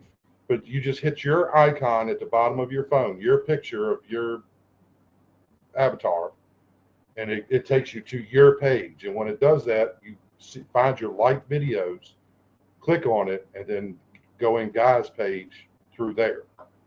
Yeah. And the link will work. The link will show it. That's so cool because I've had that issue before. And I totally have had that issue before where things wasn't the way that I was used to it. And I was like, why? Why is it like that? I hate that text over the like if you're trying to watch somebody and the text messages or the chat messages are over top of the thing. I can't hardly even read them, man. You know what I mean? I can't hardly even read them. So that's pretty cool. I don't get why it does. I don't get why it does that, and it does it when you're in vertical. When you're in vertical mode, that's when it's going to happen. No doubt, man. That's a cool little trick. Yeah. Shout out to Destin to Recover. She taught that to me probably back my second month here. I was in her live one day. I was watching one of her lives, and links were being dropped, and I was like, Destin, I can't click on nothing. And she tried to explain to me like I just explained to Brandon. I was like, what? I had no idea what she did. But then once I done it, like Tommy just did it. It ain't hard, is it, Tommy? Like once you understand what I'm saying, it's just two pushes. It has to be the liked videos too. Yeah, yeah. You got to like it first before you do it, so it shows up in your like video list. I got you. That's cool, man. That's cool because I never had heard nobody explain that before. So that's good info, man. I'm trying to copy and paste and it's not working either. I promise you, Brandon, if you push your down in the bottom right corner of your phone will be your little avatar of your channel. Touch it. You'll go to your channel page and then find the spot where it says liked videos, touch it, and then you'll see Guy's video. As long as you done liked it. As long as you've already liked the live, Guy's will show up, and then you just re-enter the channel through there, and links will appear. Yeah. Links will appear. Matter of fact, hell, I'm going to see if I can't do that. Yeah, you should be. Yeah, you should because you're in vertical. Well, I don't know. I mean, it's your channel, so I don't know. I don't know how that works. I ain't never paid it no attention, honestly. Yeah, because I can't like my own video, so you probably can't, Guy. I mean, you can like it, but it don't show up. No. Yeah. Nah. Let's see here. I mean, it'll, like you say, it shows up, but it ain't. Now, if you come in through incognito, like oh yeah, but then you can't like it. Oh, you're right. My fault. My bad. You're right. You can't. You're right.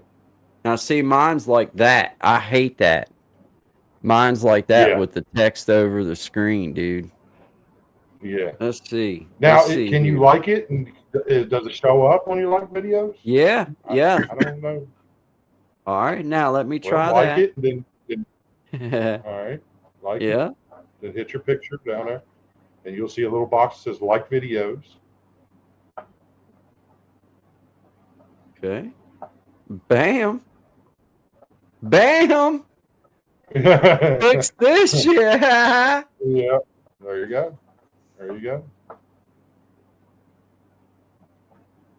All right, hey, brother Brandon.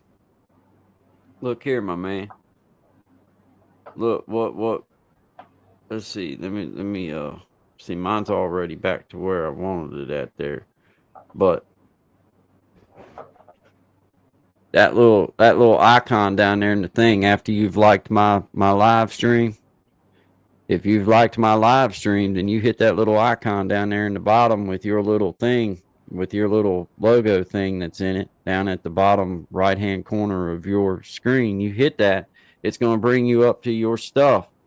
And then you're going to see your liked videos at the head of your page, man. It's going to be the second row. It's going to be right there at your watch history, right there where the watch history is, where the playlists are. That's going to be where you find your liked videos, is under all that stuff. And then you hit that again and come back in. I'm going to go in and manually type it into my computer. I don't know. Man, I don't know. sorry having I'm such gonna- trouble, bro. I'm actually going to peep it out and see what I've never experienced, never paid no attention.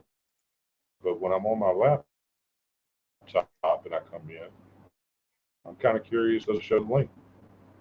Okay, so you're trying it through your laptop. Okay. Because man, did that's very new to me. I had never heard of that before, so that's really cool. Yeah. So it's only in vertical and it's only on the phone. Laptop, your link shows. Okay. Try going in and Yeah. just finding the link then in the Yeah. comments, brother Brandon. Yeah, Yeah, if you get on your computer, pull it up, it's right there.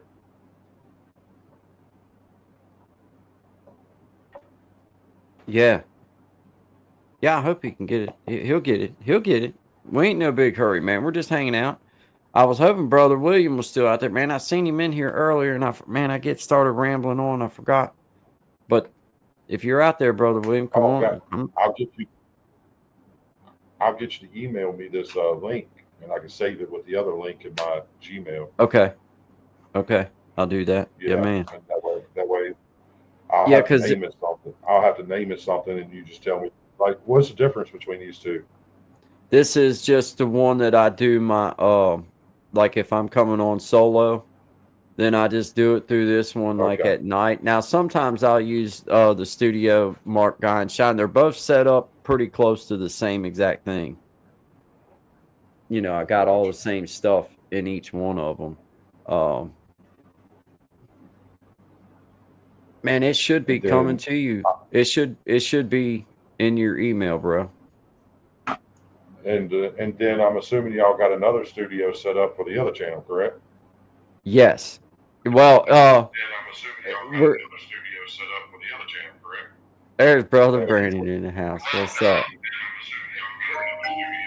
I'm getting some feedback. I don't know from whose channel. I think it might be. It's me. That's me. You're doing good. Sorry. Good. No, man. I'll just let you know. Oh, hey, good. Hey, you found it. Yeah. Yeah, I had to get on my laptop and get in here. But hey, thank you for having me in. And yeah, dude, absolutely, man. I'm glad to have you, man. That's awesome, Clint. Good to see you, man. I love Clint. What's up, brother? Good seeing you again. Yeah, man. I was up. We got to share the stage not too long ago on the sources, so it's pretty cool seeing you again, bro. Yeah. No. It's always it's good. It's good. Yeah, man. Outstanding. Sorry couldn't help you. A couple of your videos started showing up on my feed, and I was coming in to your videos. Mine? Yeah. Oh, Jesus Christ. Oh, Jesus. What? That's what you want. That's what you want. Oh, yeah, I guess so. Yeah. Maybe. It depends what hours they were recorded. That's funny, man. Yeah. You might want to feel see that. No, I mean, this is past my bedtime. I'm drinking, gentlemen, and yeah. Well, shout out to you, man. Hey, adult beverages are that's nothing wrong with that. No, but my content goes from it goes like it that. gets farther down the mountain. Yeah, depending on the hour of the night, you know. Yeah. I hear you. Yeah. I used to have that problem.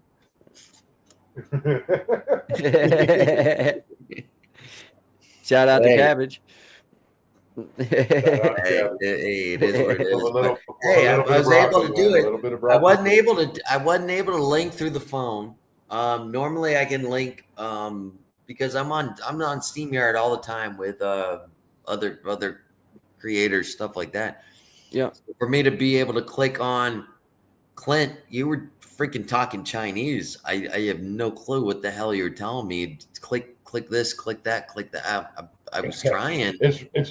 It's really not hard. This is the thing is in order for me to be able to do it, I was having to pause everything, so I wasn't able to hear you.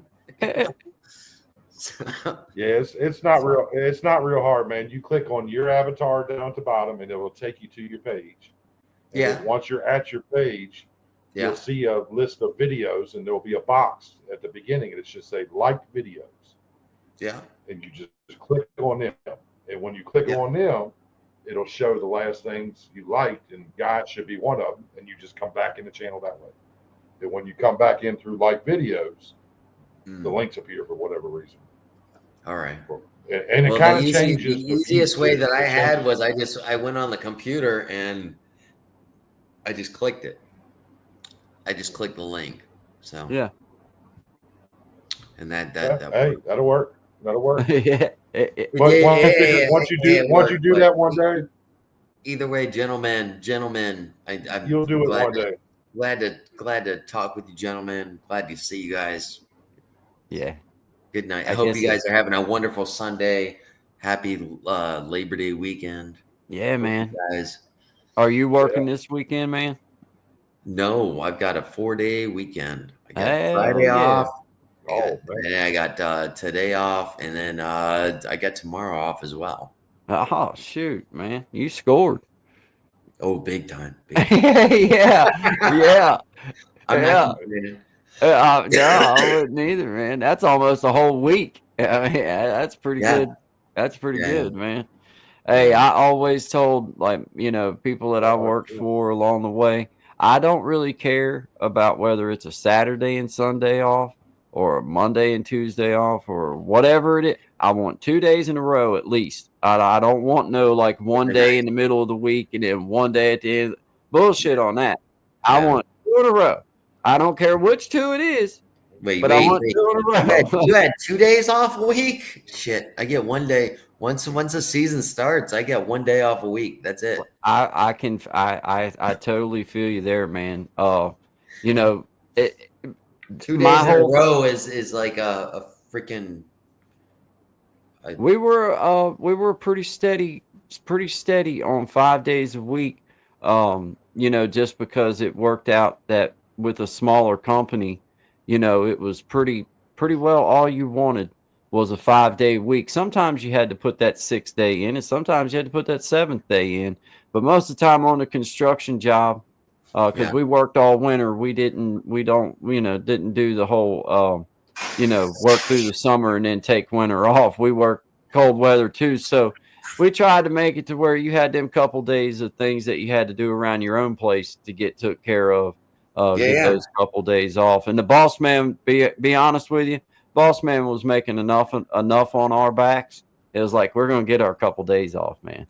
I got other stuff to do.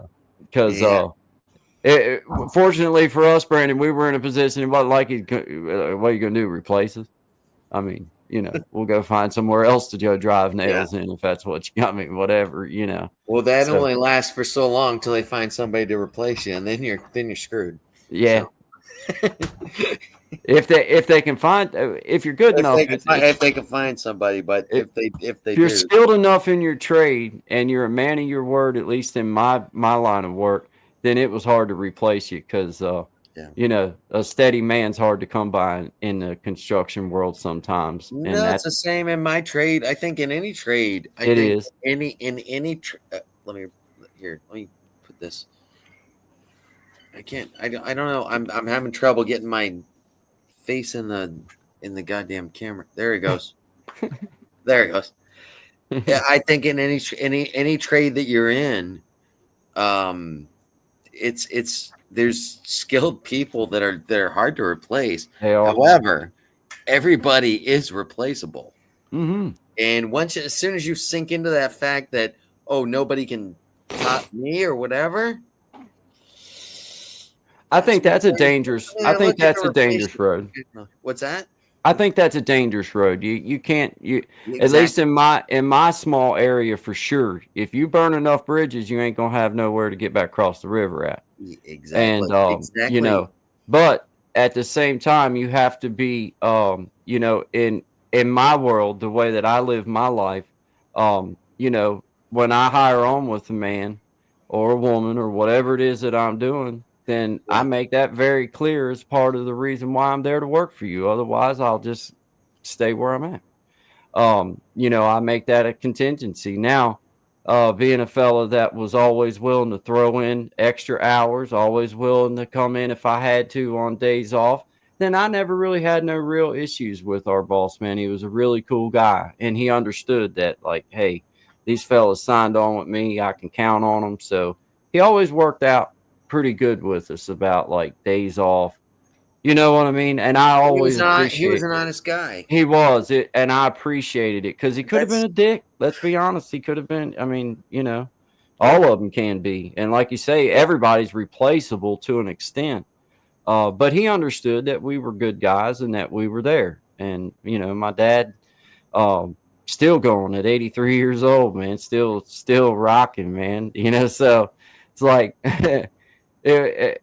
fortunately for us in our little area, it was a good spot to land at, you know, as far as work went and everything. But I always hated those weeks where you only have one day off. It always seemed like, damn, I should just stayed at work. I should just stayed going and got me. I should just stay going because you get that one day off. But for me, back when I was younger, I could sleep about all day. So I could sleep that first day off. I didn't have I never even seen the outside world at all. It was time to go back to work, man. Like, dang. You wake up for work the next week and you still got to do your laundry and shit like that. You're like, oh shit, I'm behind. Yeah. You know? Like, dang, man, I didn't get nothing done. Especially as a bachelor, dude. Well, I'm not a bachelor. I'm married and I've got kids. And thank God. And that's even harder. What's that? It's even harder. It's even harder to keep up. Well, it's even harder, but at the same time, it's not. It's like listen, kids, I'm gonna make the food.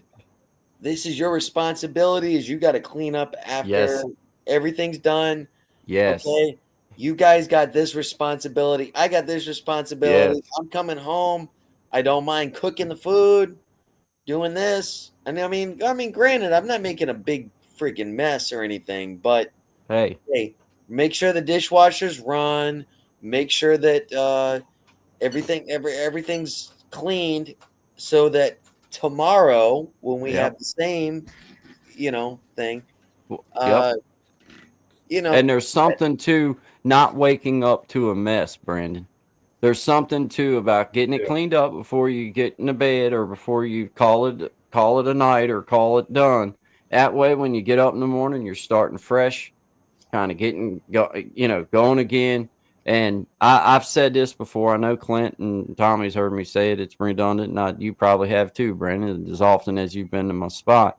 But one of my proudest moments as a dad is when I look out here and I see my son out there getting the weed eater gassed up, getting the string on it, and I know that he doesn't. You have a boy. I got 4 girls. So the proudest thing it's a little different, man.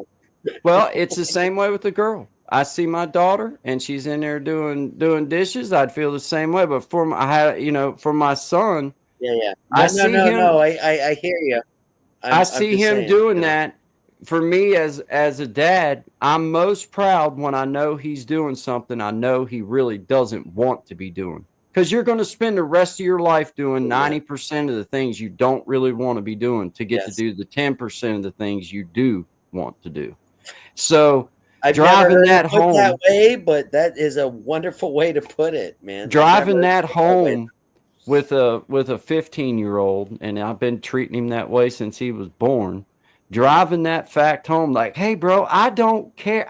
You cannot want to clean your room the whole time you're in there cleaning it. I'm cool with that, but you're going to clean your room. Don't want to the whole time, if that's fine. You're free to not want to do it, but you're going to do it. So for me, it makes me proud to see him going and doing something. I know in his little heart, he don't really want to be doing it, but he's doing it anyway. Because all of us as grown men on this screen know that you're going to spend 90% of your life doing shit you don't want to do to get to do the 10% However, of the things that you do want to do. When you're his age and you're running a weed whacker, that's some pretty freaking awesome power that you got. It is. And I watch him cut shit that I'm like, why are you trying to cut that? But I don't say nothing. It's like I would too if I was fit. I'd be like, ah. He's got this little girlfriend that he loves, and I found little hearts and shit drew in the yard out here where he took the weed eater and drew hearts. I was like, get the heck, what the heck? Like, I swear, I'll go out and take a video of it. Good for him. Good for him. Was a good heart too. I was good like, for him. Hey, at least it's a girl. We can sit here as adults. We can sit here as adults and dads and make fun of them, but at the same time, that's a pimp move right there, bud. That's a pimp move right there, bud. That is a pimp move. The heart. I was like, yeah, look at me. I was getting ready to get on the tractor, and I'm like, what the hell was laying in? You know how if you leave something lay in the yard, it'll leave that imprint.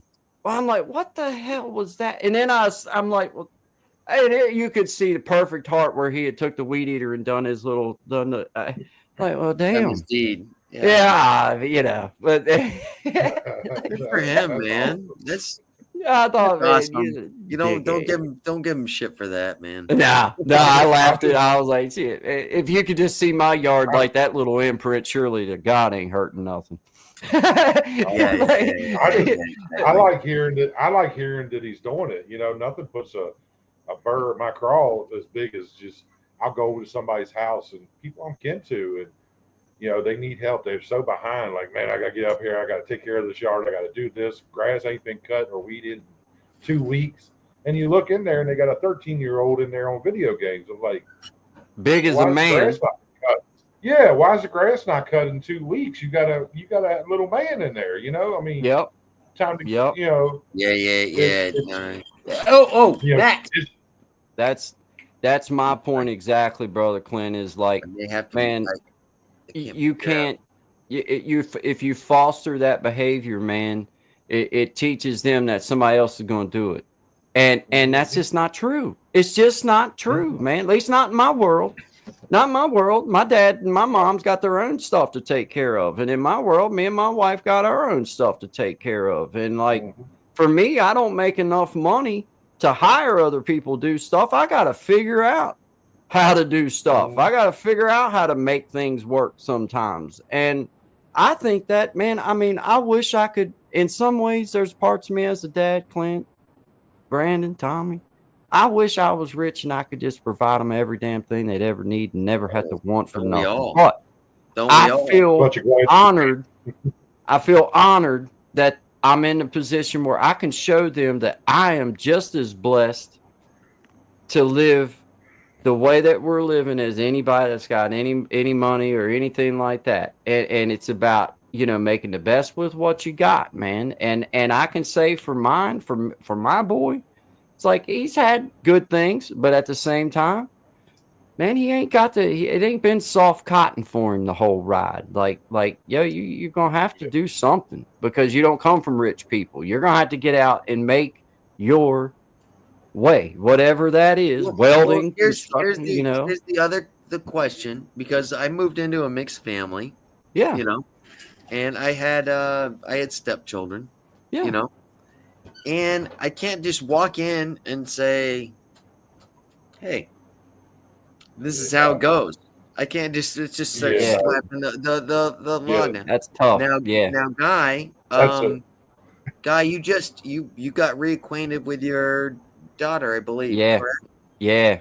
Out of you know, God knows how many years, you know. 16 going on 17 when I met her. I'm sorry. You're good. All right, excuse me.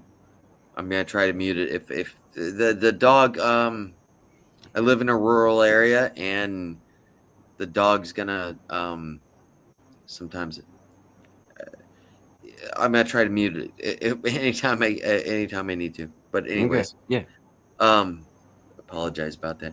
But the point is you can't. You can't walk in to a family and just be like, you know, laying Nah. the law down. You gotta ease in, and you gotta, you know, it's like it took me. I used to tell on my stepchildren. You know? I used to tell on them, I guess you could say. I'd be just a little snitch on I'd call my wife and I'd be like, yeah, well, she's doing this, she's doing that.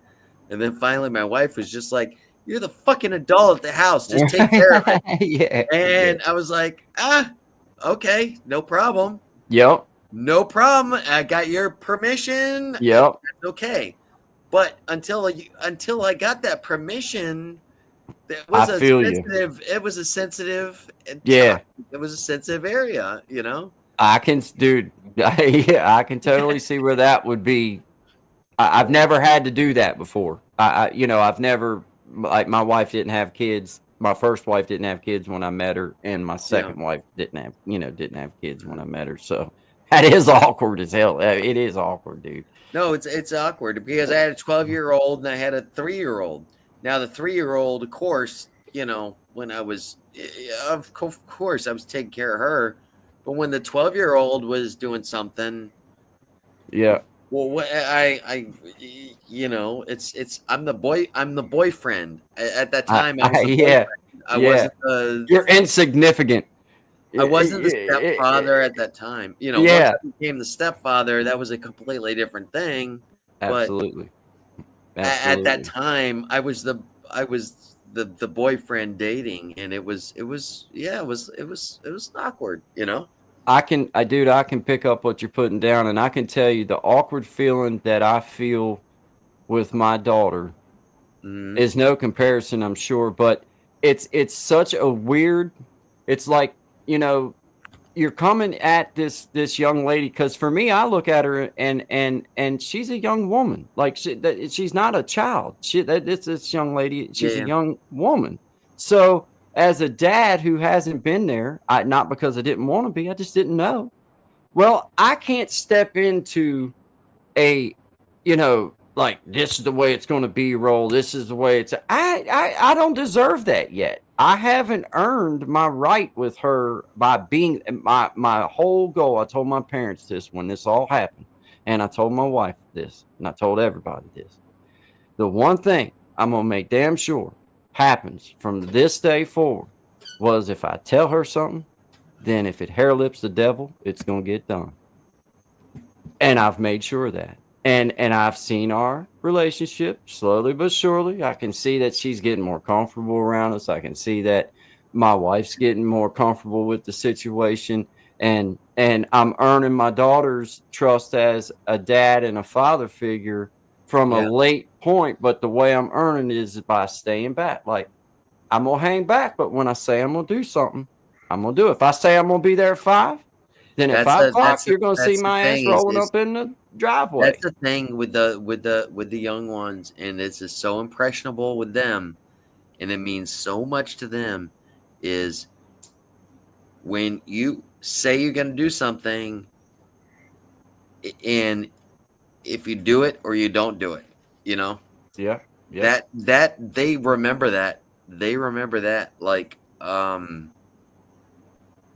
in my experience, I've like I said, I've raised four girls, so excuse me. But that is a thing, is they will always remember anytime that you said, I'm gonna take you here or I'm gonna take you there, and then you don't take them there. And then you don't. Yeah. They remember that more than the trip itself if you took them on it. Exactly. Well, exactly. Me personally, I don't think they just remember it. I think the other dangerous part is if you're doing it to a kid, they become that way. That's how they start operating. They start telling people things that they don't think they're wanting to, because that's the norm. That's what happens. You know, that's what adults do. We say things we don't mean. That's how they think. Yep. I agree with you, Clint. And the issue that I would have would just be like, I'm saying, I told him I would take him to the Dairy Queen on that night. However, something happened and her sister got in a car accident and I had to go help her other sister. You don't understand what I'm saying? Mhm. It wasn't anything. However, that you promised me we were going to the Dairy Queen. Yeah. That stuck in their mind, even Yeah. though something came up. A real emergency.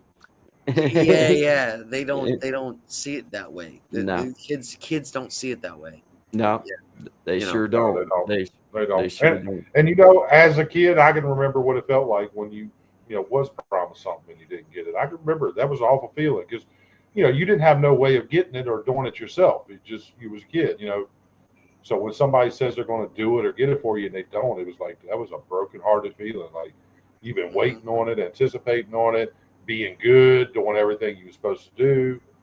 It didn't matter why it didn't happen. It didn't happen, and man, it was a sucky feeling. Yeah, it was. I see you, Ronnie Santos, Irene DB. We got Brandon at Palm Beach in the house, bottom left-hand side. We got Brother Tommy, top right-hand side. We got Gen X, Brother Clint, in the house on the bottom right-hand side. We were talking about ginseng tonight, and then this is a little after show after the talk about ginseng, and we were discussing kids, discussing dad stuff, and just Get into it. discussing stuff, just having a good conversation, man. But shout out to you, Ronnie Santos and Irene DB. Appreciate y'all stopping in. Yeah, man. I promised myself with my daughter at the age that she was at when she found me, and obviously didn't know that she was there. The one promise I made was that no matter what, if I tell that young lady that I'm going to be there, then I'm going to make damn sure I'm there. Or if I say I'm going to do something for her, then I do it for her. And that she told me the one time in the one conversation, because the conversations we have normally are based around our ride from her house to here. It's about an hour. So it's alone time for me and her to get to sit and talk for a minute. And, she told me, she said, I just want somebody that cares. I want somebody that just asked how my day was, because her mom is struggling. Her mom has struggled for a lot of years. I knew that. I didn't know this young lady was in the world, and I don't look down on people for those types of things. But at the same time, I'm the kind of man that calls a spade a spade. And I picked this young lady up from her house, beautiful young lady. But what if I hadn't have been this girl's dad? I didn't even see her mom. She hadn't seen her mom for 3 days at that point. And, my heart broke at that moment. It's like, man, you shouldn't have had to go through this kind of shit, man. I would have been here every day. If I had to have a tent just for me and you and Courtney and Guy, if that's all we could have, we'd have been together. And, just to know that, man, what if I hadn't been on that Facebook page in like 7 years and she happened to find my wife?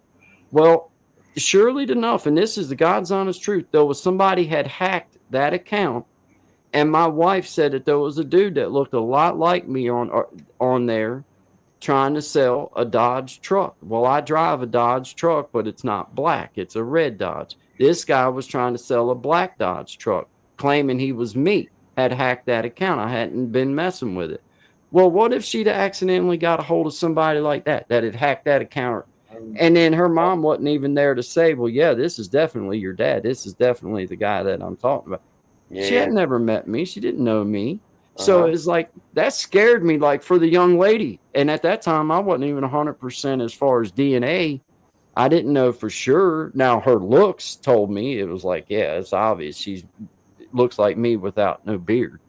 So, but, until you have the DNA, you can't really say that one, But, man, that scared me. It was like, well, this young lady could have totally been just took like kidnapped or whatever you call it, person napped, whatever.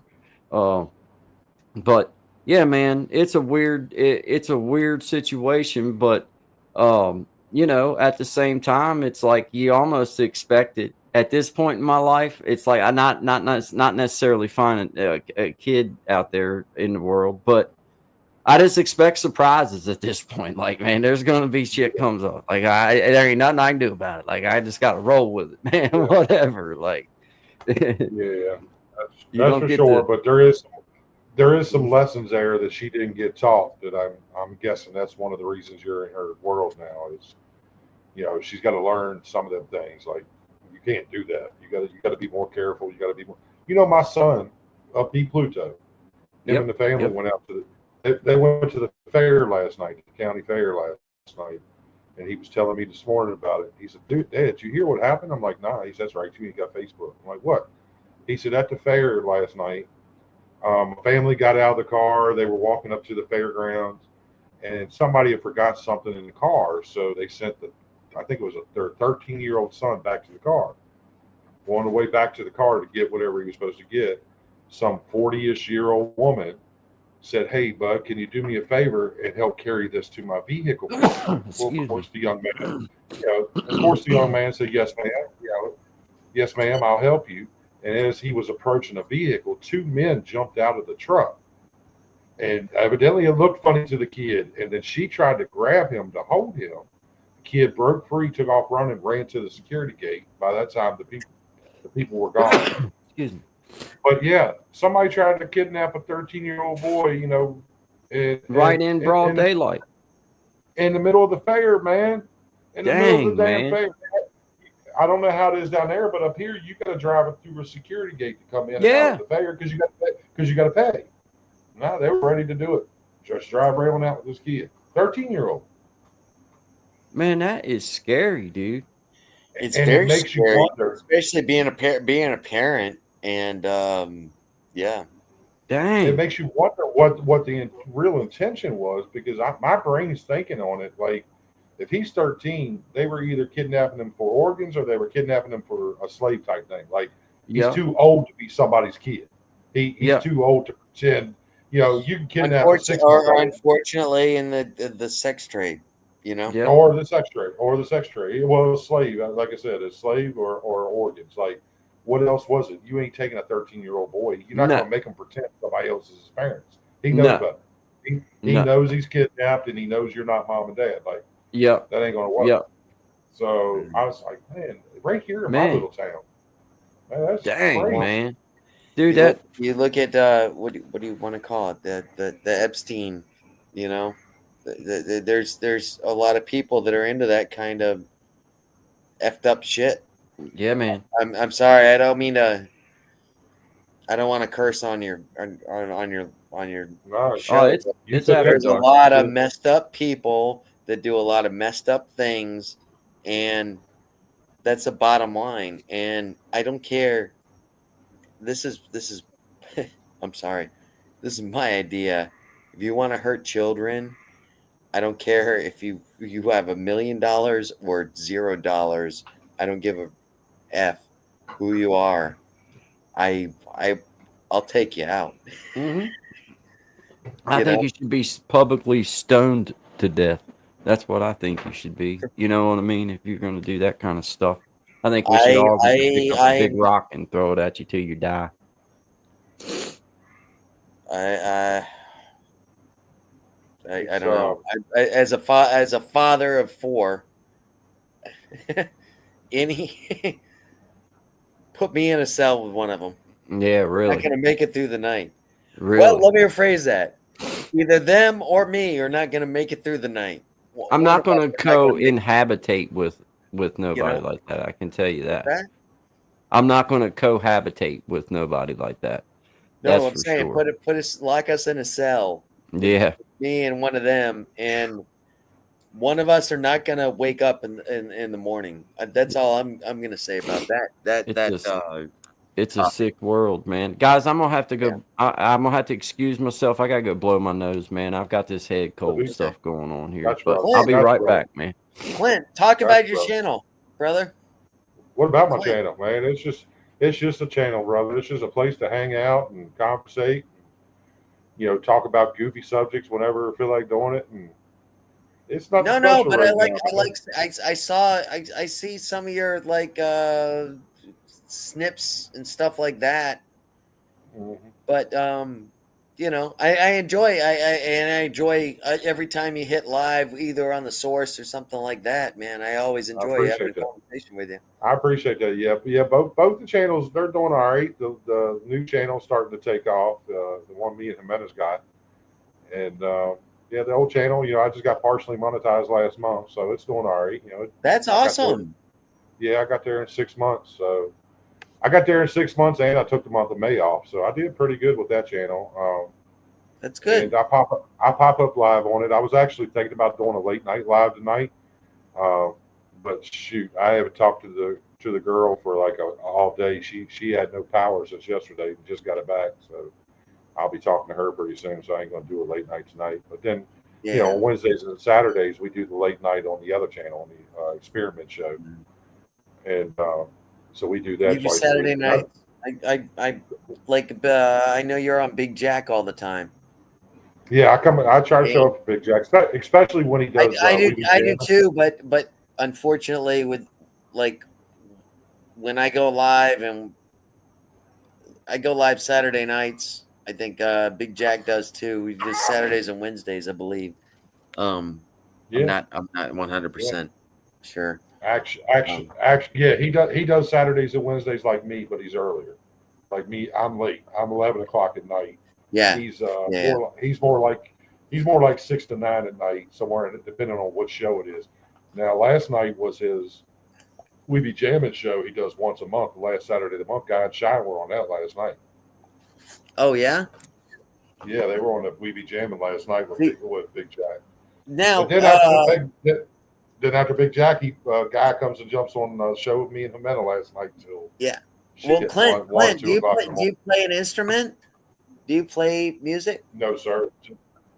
Not unless you count my mouth. That's about the only thing I play. You're a singer? Well, if you could sing, you could sing, brother. No, sir. No, sir. I can't. Well, these guys amaze me. That's the one thing that got me hooked was these guys doing the music. You know what I mean? Mm-hmm. And I found Guy. Just randomly one afternoon. I think he goes every day at noon, and it was just like, bumped into him. That's how I found him, and it was really cool. I got lucky. I was on Krista Flash's live one morning. He went live real early for some random reason, and he said, "It's time for Guy and Shine." He said, "I want to head over to Shine Dig." I said, "What the hell is a Shine Dig?" And he said, "It's a dude, man. They do this show in the mornings." And so I followed him to Shine Dig, and then that's where I saw Guy, and I connected with Guy and shit. Dude, I've been coming back damn near every morning since. Damn near. I don't miss too many of their shows. Well, that's awesome. Phew, sorry about that, guys. I have something that yesterday was a cool topic chat that Clinton and Jimena did on that show. I took from the chat and I created a little song from that chat. Oh yeah, share that with Brother Clint. Share that with Brother Clint. Do that right now, Tommy. Don't say nothing else. You have to share that song right now. Nothing else. I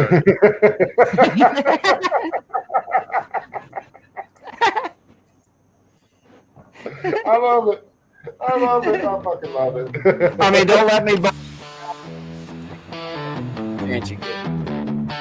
Out in the shadows where the stars collide, aliens whispering secrets they can't hide. We got new channels blazing through the night, talking that good chat, feeling alright. From survival seals to green beret dreams, might haze rabbit holes bursting at the seams.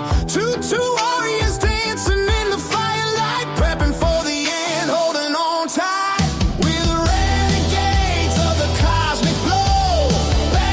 In the afterglow, aliens calling, channels on fire, talking that truth, taking it higher. Old school thunder, alternative edge, breaking the chains, living on the ledge. From binary codes to zebra cake feast, we're the wild ones, unleashing the beast. moon, baby. Victor decoding in binary haze. Trista laughing lost in the city maze. Ben's both fire spark the flame. Karen suck things, it's a twisted game. Pets plotting feasts on our organ meat. Witchy vibes and Gen X beats. Shelter first, water next. Don't forget the smoke in this mad world. We're the ones who woke. Angels or aliens climbing aboard. Starship sailing, cutting the cord. Ooh, wonders, paranormal nights. Communities rising, fighting the fights. From dank fires to cosmic toast. We're the family, chasing the ghosts. We're the renegades of the cosmic flow.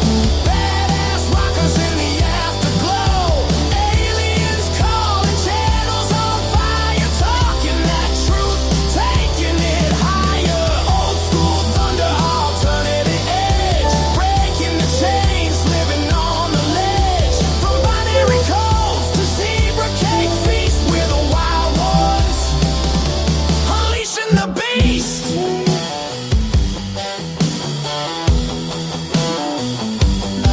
Angela's hello echoes in the void. Nightbot spinning moods never destroyed. We had aliens, new channels tonight. Good chat forever under the light. Fade out screaming, guitars wailing high. Badass survivors touching the sky. Unleashing the beast.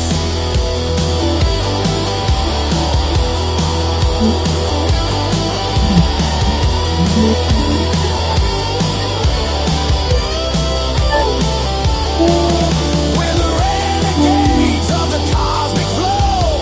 Badass rockers in the afterglow.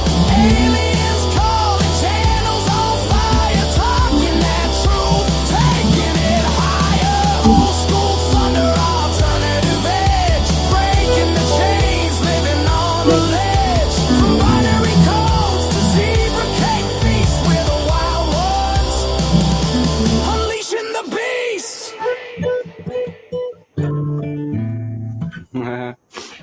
That Fire, was Tom, awesome, man. fire. That was That was awesome. fire, man. That is fire time. I That love it, was man. fucking awesome. That music I and love that beat, that was Love taking from the chat doing that. But bro, you must have input so much info because all the lyrics was tied directly to the show. You must have inputted a lot of info. It was the entire chat. I mean, it even had the damn zebra cakes in it. It was like I know. I was like, I damn, know. he put everything. It's like, damn. I know. It- That was awesome, dude. The more you can put in there, the better I feel it can get. Yeah. Oh, Yeah, that was totally amazing, dude. That was amazing. And that beat and that music, dude, that was like it was like a 90s vibe to me. It was I was gonna say it brought me back to like 1995. Yeah. I felt like I was 20 years old or 21 in a club or a bar and they were playing that or I was somewhere and they were playing it live or something. I was like, man, that's a 90s vibe right there, man. I love it, man. Yes, I get Great that. job, I Tom. get Great the same job, thing, brother. Clint. That's funny. Great job, brother. Great job. Great job. I think it's awesome. I think it's awesome. If you had an alien type show, like not just the single show like we did last night, but that would be an awesome like opening song for your show. Yeah, I was just listening this morning on YouTube. From the History Channel.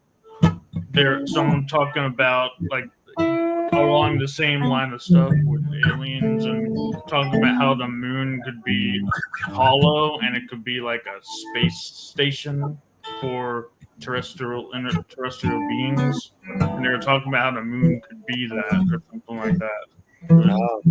Yeah, I saw. Well, in all honesty, I did see a movie about, at the end of World War II, that Hitler actually colonized the dark side of the moon.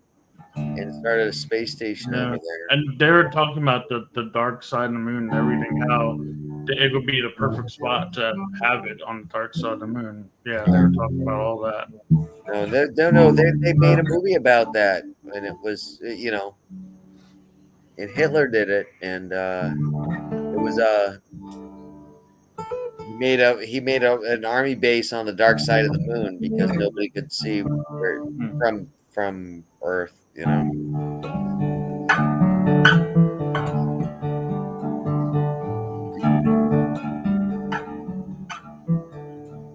See, this is when I wish I did play music. This is when I wish I did play music because he likes to just late at night. He likes to play it. I would love to do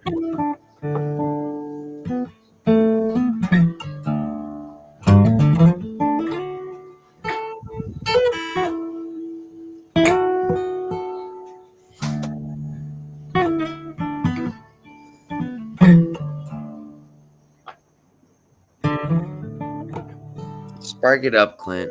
Go ahead. I saw you throw it in and then you throw it away. Sorry about that, guy. I love that drop D sound. That my boy was asking.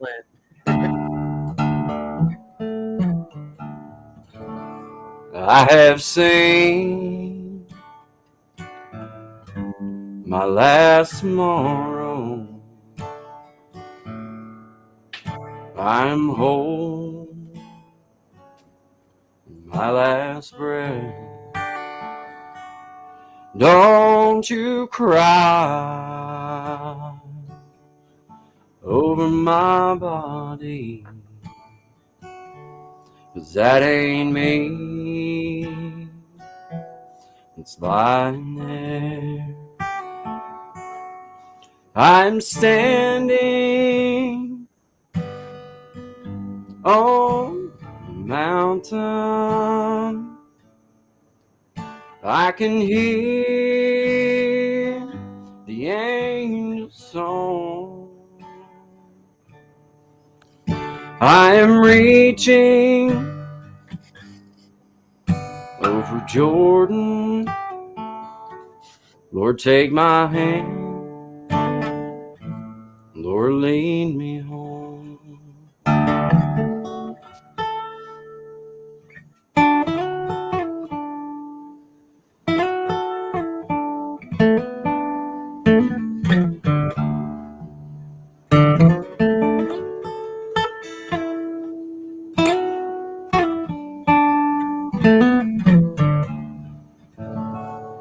All my burdens are behind me. I have prayed my final prayer. But don't you cry over my body, 'cause that ain't me. It's lying there. I'm standing on the mountain. I can hear the angel's song. I am reaching over Jordan. Lord, take my hand. Lord, lead me home.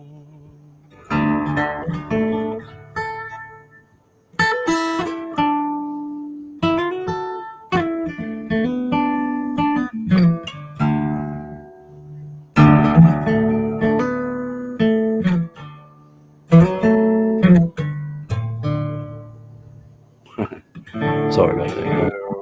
Oh yeah, man. No, it's okay. Yeah. You almost made me cry. It was a little bit gospel-y. Sorry, I like that kind of stuff. That's that drop D. I like that drop D sound, man. It's got that D. Now see, you take me to my childhood too, guy, because I never played with nothing. But my stepfather had his own body and repair shop, and It was an old country shop. Old country shop had an old barrel inside. There was a wood stove, and he had a bunch of pickers and players that would come by every Thursday night, and they would sit there around the stove, and they would just pick and play and chew their tobacco and tell their lies, their fishing lies and whatnot. And every Thursday night, brother, I got serenaded like you just Dude, played. that's so cool, man. For hours.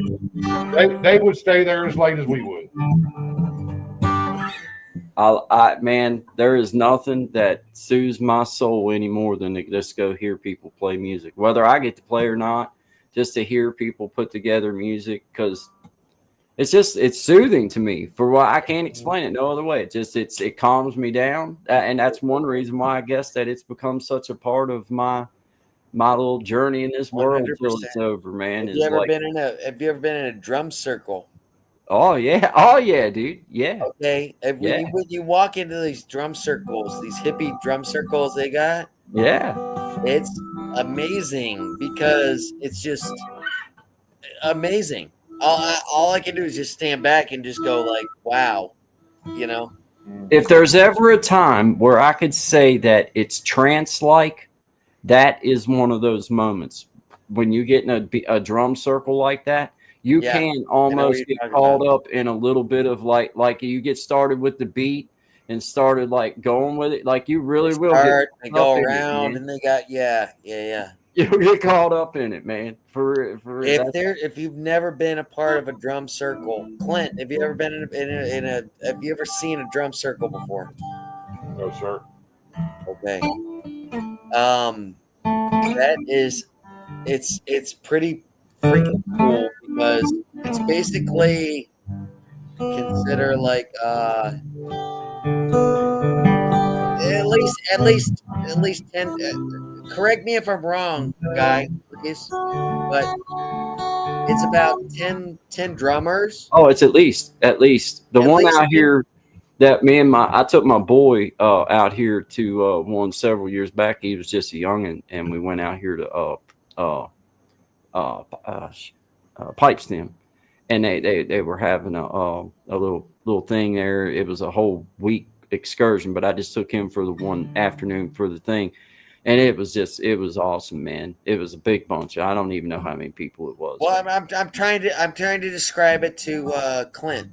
Oh, it's just like a family. It's like Are you talking about like I told him at least 10 people in a circle with their drums, you know. And it's not Native American, but based around that kind of. You're thinking along the same lines, Clint. Okay. Except like kind of like the hippie vibe. Okay. It is very hippie. Every time I've ever experienced it, it was in a Grateful Dead show or something like that. Yeah, there you go. Yep, something like that. They were outside the Dead show. They weren't part of the show. I've been to 5 Dead shows and I never went inside of the first one. Oh man, I would have loved to have got the drum, but I never got to go. Oh, dude, when they played up here in DC when I was a teenager and stuff, the late 80s, early 90s, we go every year they come, but we never went to a show. Man. The party was in the parking lot, brother. You could hear the music. The party was in the parking lot. The party, yeah. You sold grilled cheeses. You did. Yeah, you could hang out in the parking lot and have a good time. Yeah, we go up every summer. Every summer they come up to DC, and we go up there every year. We buy a couple drams of water so we can come back and make our own blotters and stuff. And that was the place to be, man. Parking lot. We went. I've kind of got a funny story about that. We had the dad that showed up when I was in Providence, Rhode Island, and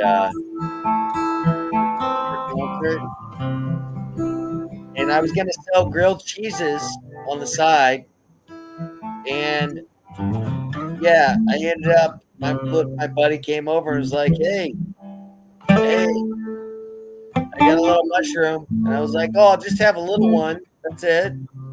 That was it. The whole endeavor was done after that.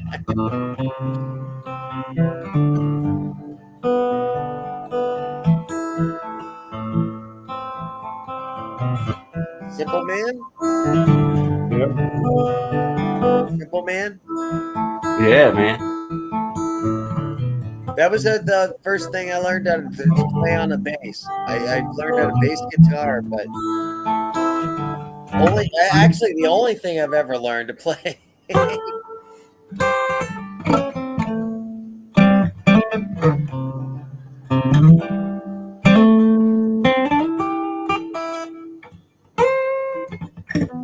Hey, Guy. Yeah. Guy. Yeah. I got a. All right. So you start playing some music, and we try to figure out what song you're playing. It's like a quiz. You know what I mean? Well, I mean, the hardest part for me is like there's so many songs that would sound the same. Like, I mean, all right.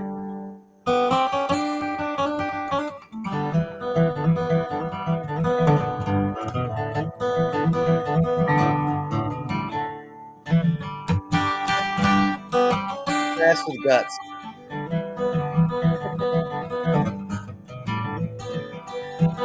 Jerry Reed, Bluegrass with the Guts. Foggy Mountain Breakdown. What's that? I didn't want to cheat.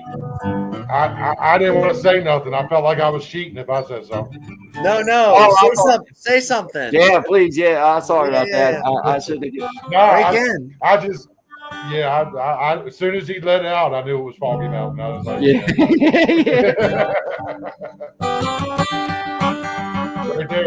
right there. As soon as he did that, I knew what it was.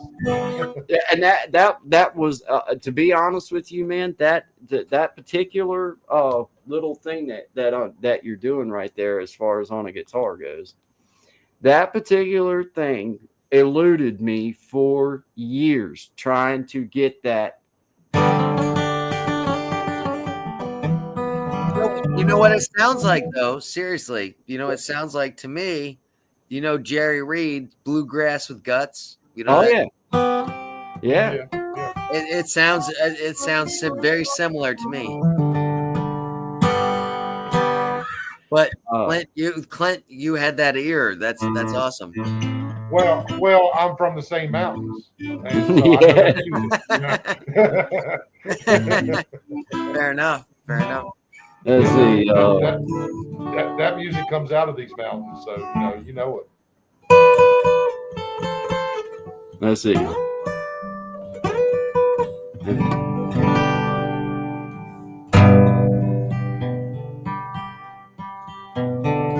I'll have to get the melody in mind. I was gonna say I can't get it right now.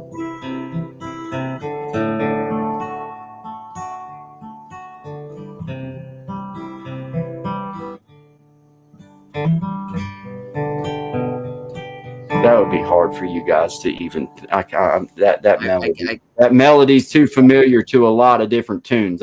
There's no way you would be able to think what I'm thinking on that one. I was thinking, I'm just a singer, natural born guitar ringer. No, I wouldn't have guessed it. I wouldn't have guessed it to Klinger. Yeah. The saddles on. And I hear it now. Yeah, I was trying to think of the way to lead. I was trying to do like a lead part that maybe you would be able to, but I couldn't get it in my head what it would be. I'd have to have somebody play the melody over it, then maybe I could get it to come to me.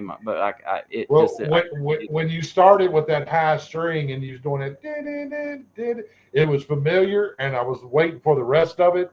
Yeah, and it kind of blended into another song. I'm like, okay, I lost it. I know which one you're thinking of. It was let's see here. Yeah, I knew I recognized that right there, but I needed you to do more. All right, here we go.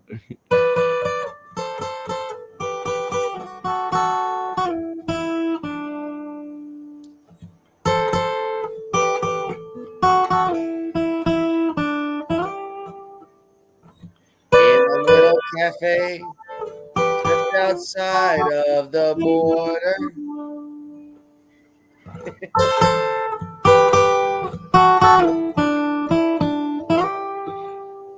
Y'all have any idea what I'm thinking? No. What are you thinking, Clint? Keep going. I really can't figure out what it is. I know it. I just can't figure out what it is. I can't get a words to come up in my head yet. It's not Jay and the Americans. Wait a minute. Right? Is that? Wait a minute. Is that our Florida boy? Is that the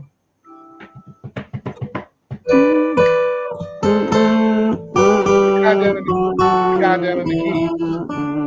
No, not that one. You're getting close. Am I getting close? I was thinking. I'm gonna hum it. I'm gonna hum it. I'm not gonna sing the song. I'm gonna hum the song and see if that gets you a clue. Okay. So let's go. Bud.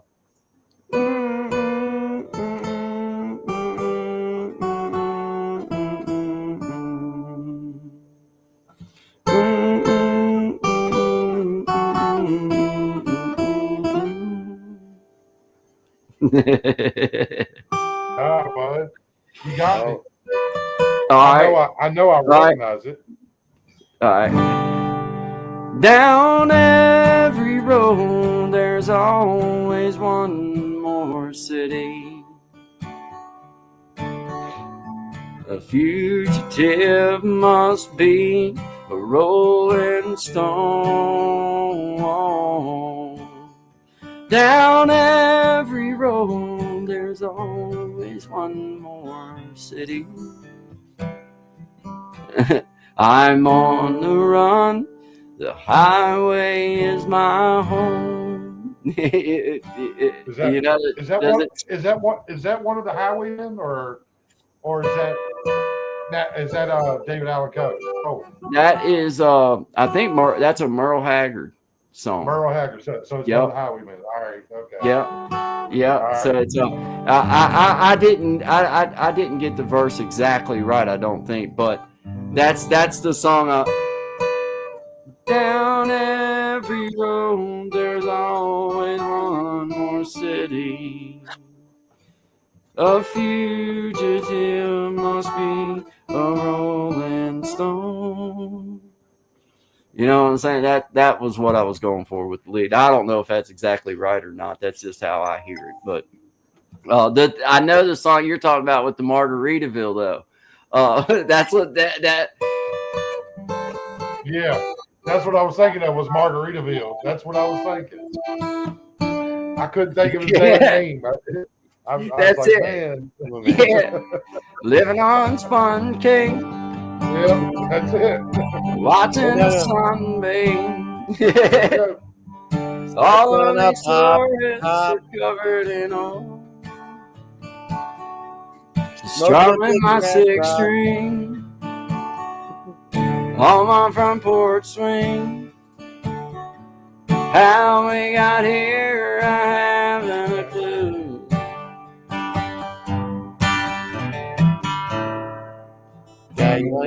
Wasted away. I don't know, but I know it's something like that. I can't remember the words. Brandon had the words going. I couldn't keep them in my head. It's been years. I change them. I change them a little bit. For every time I've ever sang that song, the words have never been the same as never. Matter of fact, I don't think I've ever memorized the song. I just start kindly filling in where I need to until I get to the verse or chorus of it. I'm gonna tell you something. I've had at my country club in Palm Beach, they've had every type of band you could possibly think of. Every single one of them plays that. Including, I had a mariachi band come up and play Margaritaville. That's funny. But I miss Amina. I see you out there. Hey, baby girl. Yeah, she just texted me. I got started banging on this guitar. I lose the comments. So I don't mean to do that, but sometimes it happens. Shoot. We're going to have to. We got to get Guy a notepad that way he can pull up lyrics and stuff to things. You know the music and not sure about the lyrics. She can get a little notepad. You can pull lyrics up and you can take off. Man, yeah, dude, I need to do that for real because there's so many songs that I know, but just to pull them up sometimes, man, like you need to refresh your brain. Once you refresh it, it's like, okay, I got it again. But there's some of them, man, that it's been so many years since you've even tried to sing them, or maybe you haven't. That's like, man, I have to see it just one more time or hear it another time, and then okay, I got it again. Guy. Yeah. Guy, Clint. Any request? It's like Dwayne Johnny Jack.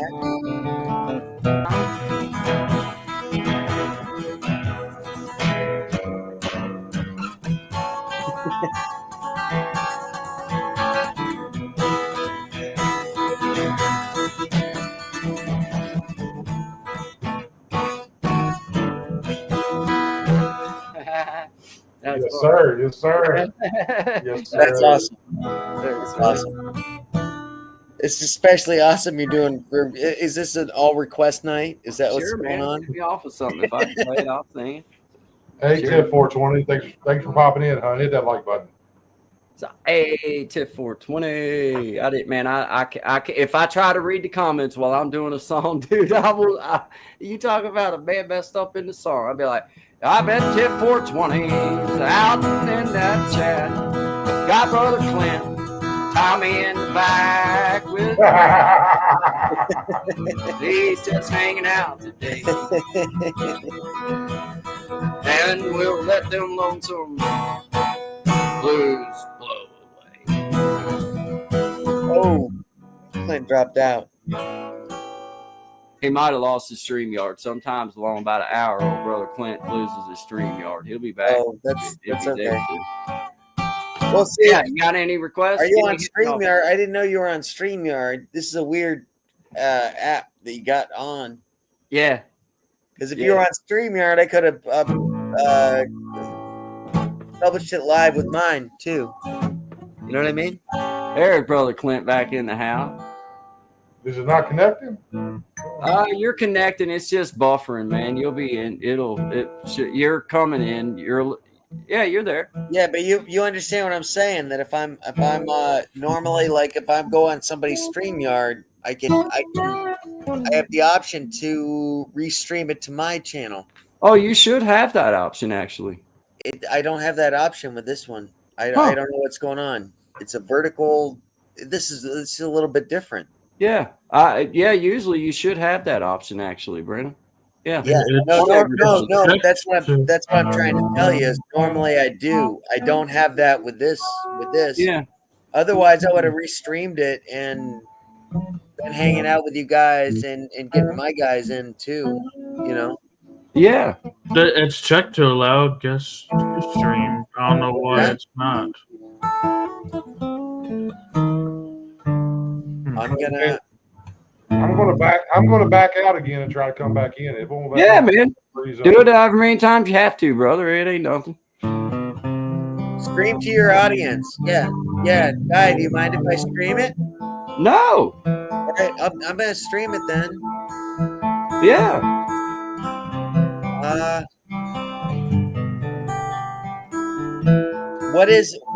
What's your actual channel name so that I can put that in? At Creating Change. At Creating Change. Yep. Right? Yep. All right. At capital C on both Creating and Change.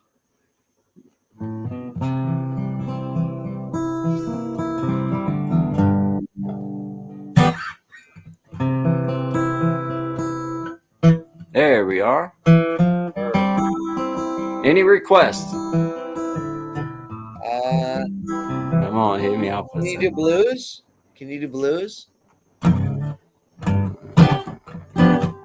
What do you want to hear? Yeah. I mean, pretty much. I mean, yeah, sure. Ray Charles. Oh man, wish I could. yeah, I wish I could, man. Let's see.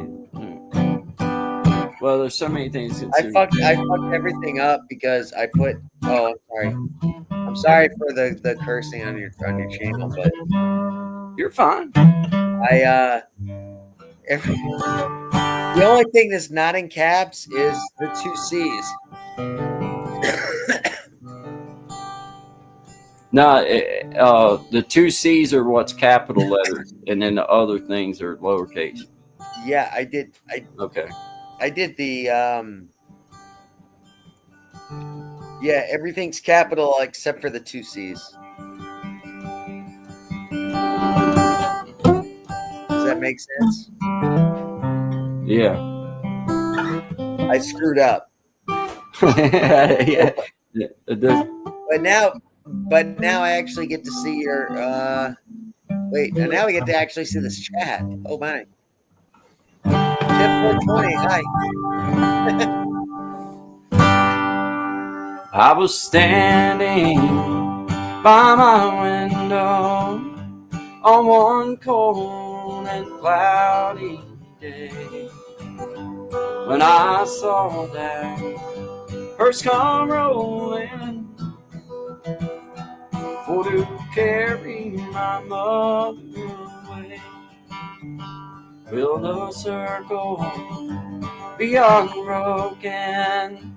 By and by, there's a better home awaiting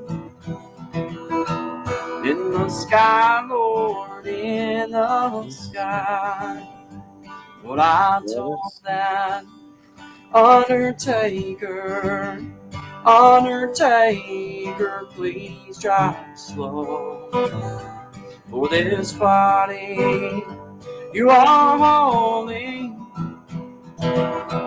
Lord, I hate to see her go. Will the circle be unbroken? By and by, Lord, by and by. There's a better home awaiting in the sky, Lord, in the sky.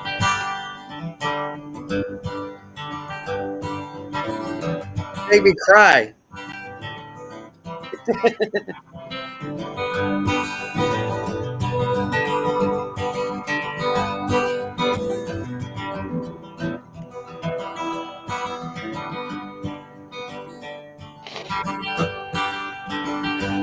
I went home was lonesome. Miss my mother, she's gone. All my brothers, sisters crying. The home so sad and alone. The circle beyond again. By and by, there's a better home awaiting in the sky, Lord, in the sky.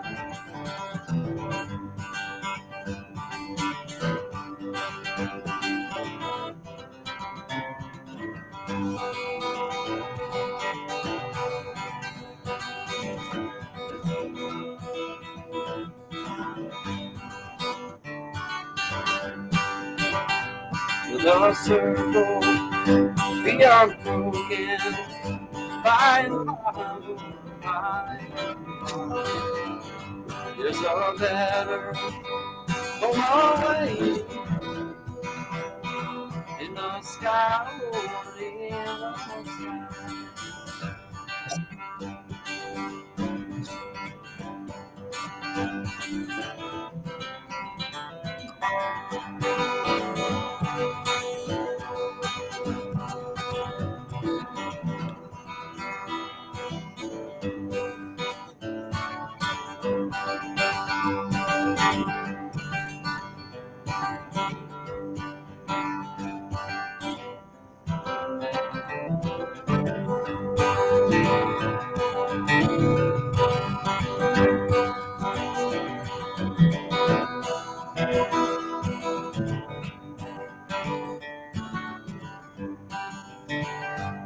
The circle be unbroken, by and by, Lord, by and by.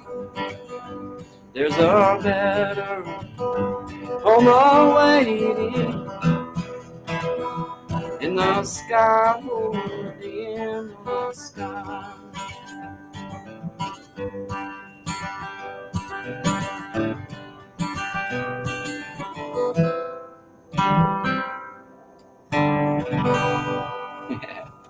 Sorry, guys, got into that one. That was awesome, man. Thank you. Man, nothing to be sorry about. Wow, I appreciate that, guys. Man, I love. No, nothing to be sorry about. It correct. Trying to sing a little bit, but I didn't know the words enough. So. That's fine. Hello, everybody. I see you out there. Let me say hi to everybody. Elena, I see you there. Good evening. Good evening. Pretty Heart, the Conqueror. I see you. Pretty Heart. She's from my end. Awesome. Thank you for coming by. Appreciate it. She's a new content creator. That is awesome. Congratulations. Foodie's Vacations, I see you. Thumbelina, thank you very much. I appreciate you. My name is Guy. This is Creating Change. This is my friend Brandon and brother Tommy and brother Clint, Gen X, Tommy Kenyon, Keeping It Real Media, and Brandon to Palm Beach, man. So shout out to you guys. I appreciate y'all being here. Yeah, man. You got anything? You got any particular one, man? I get started. I'm not trying to ignore you. I just get started going and then I can't.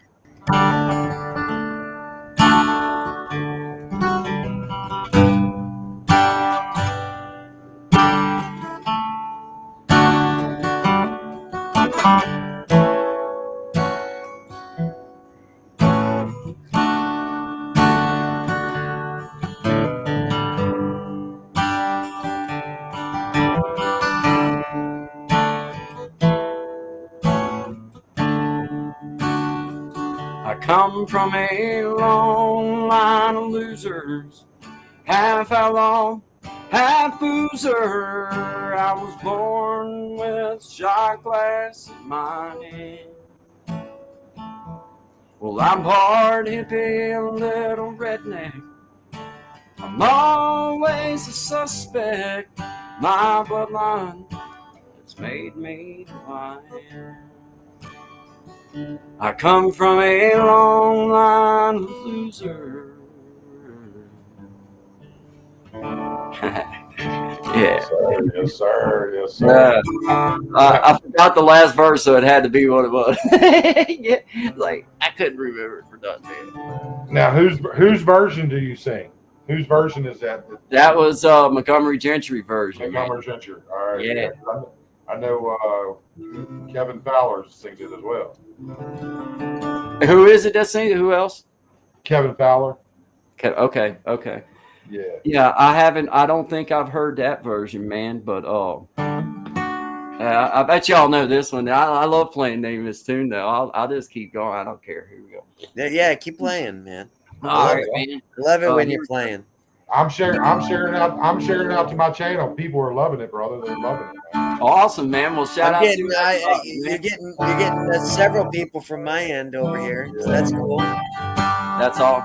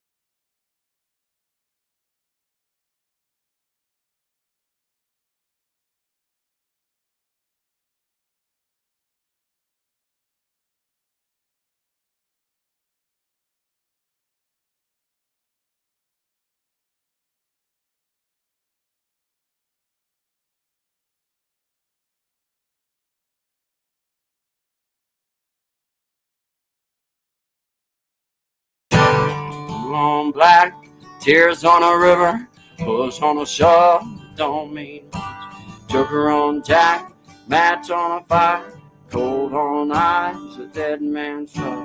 Whisper on the wind, doesn't change a thing, it won't bring you back. Hey, blue on black.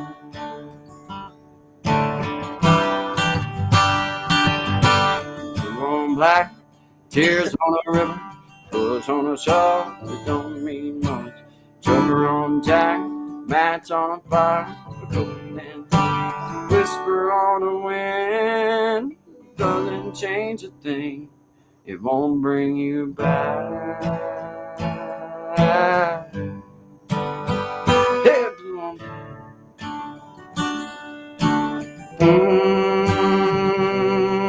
On blue.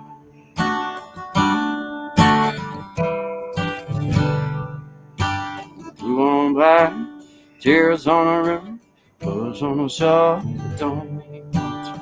Joker on Jack, match on a fire, cold on ice, a dead man's touch. Whisper on the wind, doesn't change a thing. It won't bring you back. Hey, blue on black.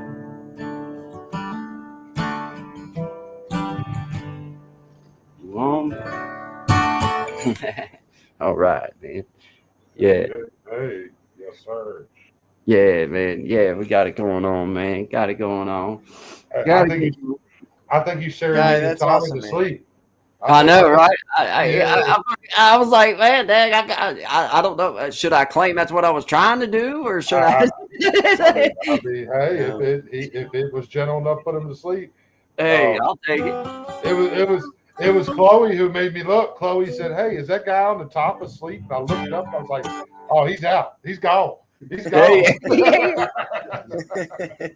Yeah, I was distracted. I was getting this new feature on YouTube, community feature. Kind of cool, actually, where you can actually post on your community. That's probably not the excuse I'd have went with, but The problem Get that your story. Tell the way I have you on want. the laptop is if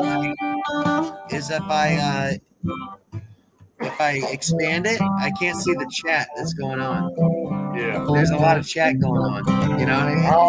I always work the chat with my phone. I expand it on the computer, and I just work it with my phone.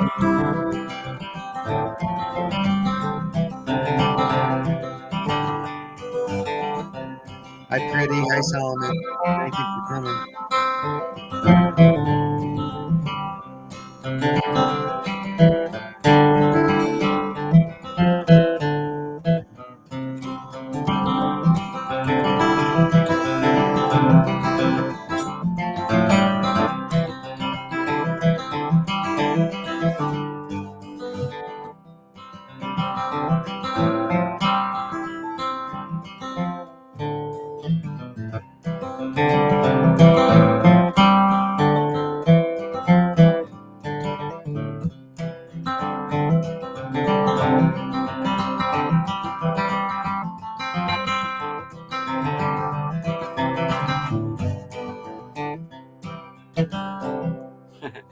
Little wildwood flower. Hey, just want to say hey to Kim Roy and hey to AP. Thank y'all for stopping in. Chloe, Harlow Blonde, XO. Thanks for stopping in, brother.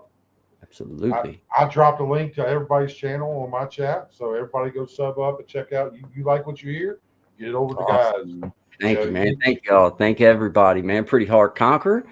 Got brother Gen X, man, doing the shouting out for me. I appreciate you, man. I appreciate you, brother Tommy, Brandon to Palm Beach.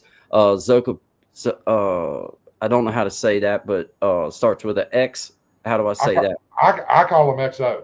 That's XO. Okay. Shout out to XO, man. You know who I'm talking to. Y'all know who I'm talking about. Harlow Blonde, I see you in the house. Tommy Kenyon, brother, appreciate you being here. Pretty hard conqueror. Once again, thank you. Chloe, outstanding. I appreciate you being here. I have a daughter named Chloe, so I'll remember that name. Brandon to Palm Beach, once again, thank you. The Solomon Project, appreciate you being here, brother. Thank you very much, man. I appreciate all of you guys, man. Thank you. Let's see, brother. Any particular artist that you might? Well, how about this? Can you play your part of dueling banjos? Let's see.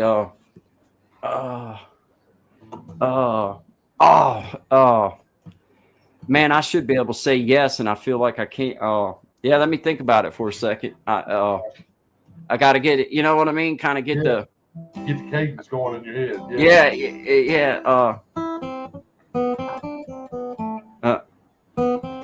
Let's see. Okay. All right, you're touching on it. Yeah, I know what you're wanting. I'll get it. I haven't had to play. I haven't played that.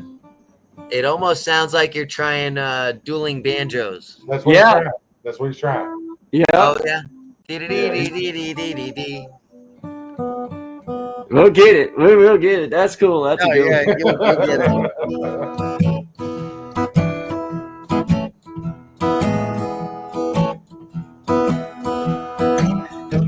You sure got a pretty mouth.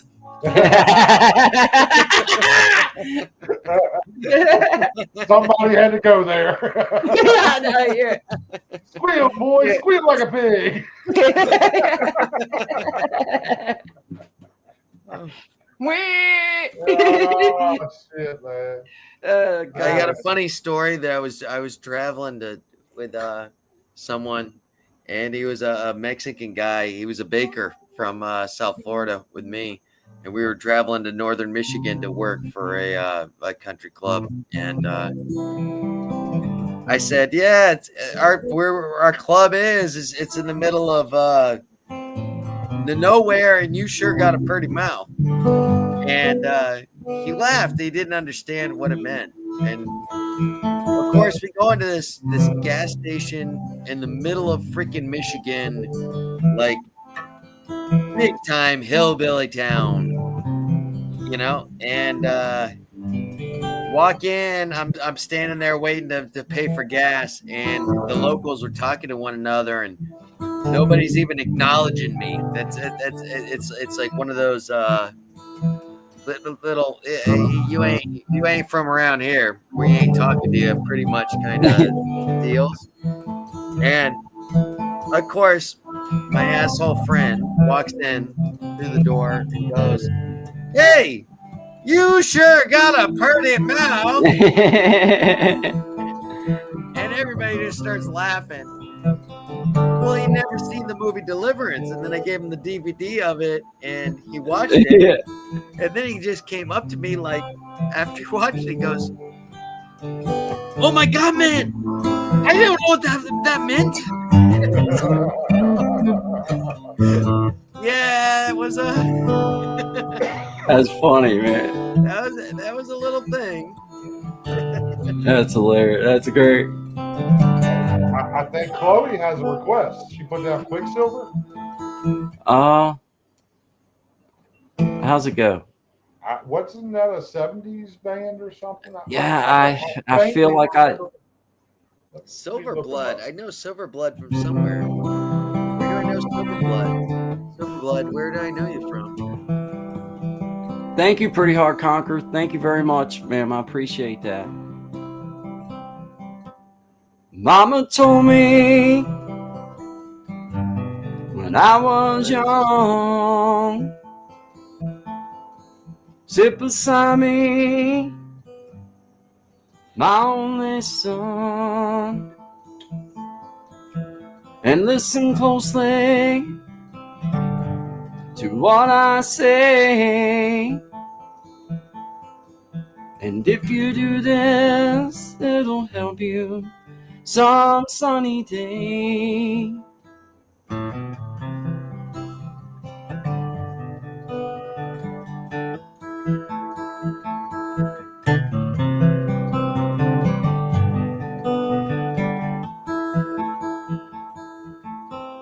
Well, take your time, don't live too fast. Troubles will come, they will pass. And find a woman, and you'll find love. And don't forget, son, there is someone up above. And be a simple kind of man. Be something long enough understand. Baby, be a simple man. Won't you do this for me, son? You can.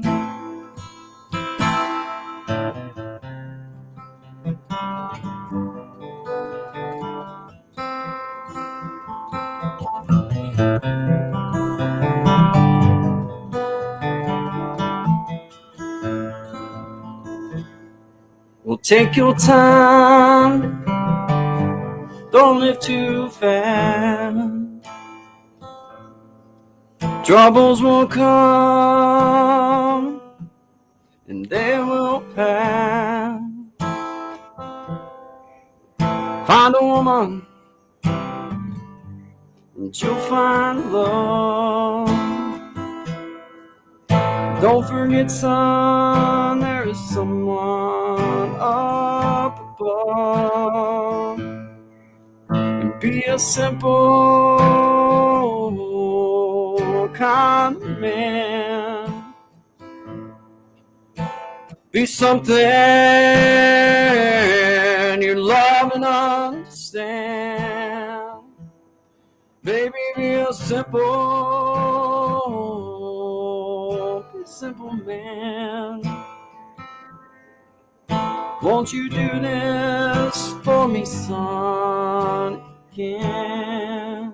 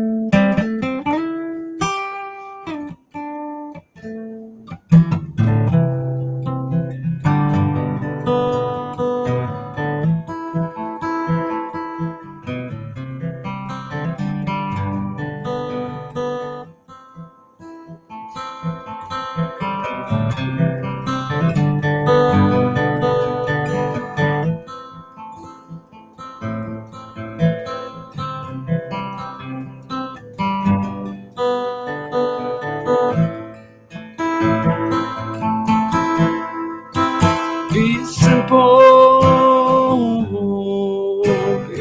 man. Won't you do this for me, son? You can.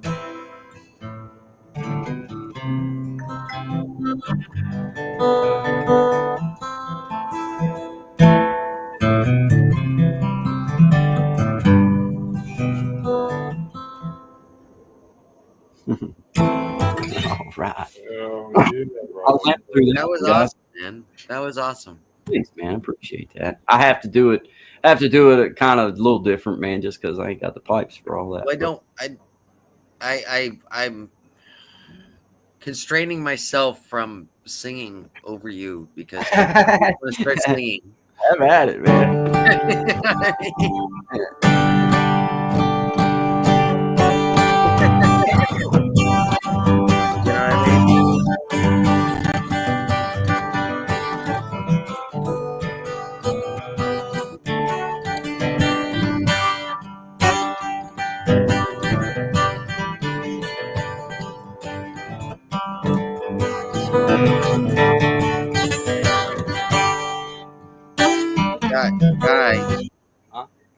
Guy, I know you know who Jerry Reed is, right? Oh yeah. Too good. Yeah, he's one of my good. favorites of all time as far as the stringing and just playing guitar, just picking. You know what I mean? Oh, dude, that dude is like amazing. Yeah, next level kind of stuff. Like, yeah. For somebody like me, I just look at that and I'm like, okay, whatever. Yeah, because I mean, some of the stuff that he pulls off with his chord shapes and stuff, like only other one was oh shit. Why can't I think of the guitar player? I've been drinking a few. I've had a few drinks, so I'm trying to think. My sweet baby. Well, I'll take me a drink every now and again. Stevie Ray Vaughan. That's what I meant. And put it in the air. Well, that's all for the living. But don't get me wrong. You just gotta know what's on my heart. 'Cause living ain't easy. And for some, it's a long, hard ride. That's all upon a living. Hey, don't get me wrong. You just gotta know what's on my heart.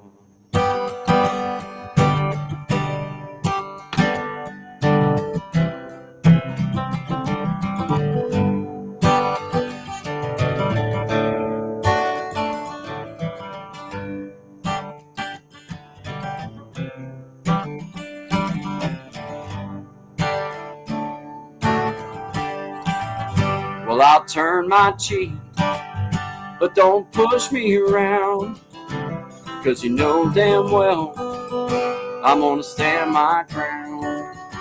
Hey, that's all upon a living, but don't get me wrong.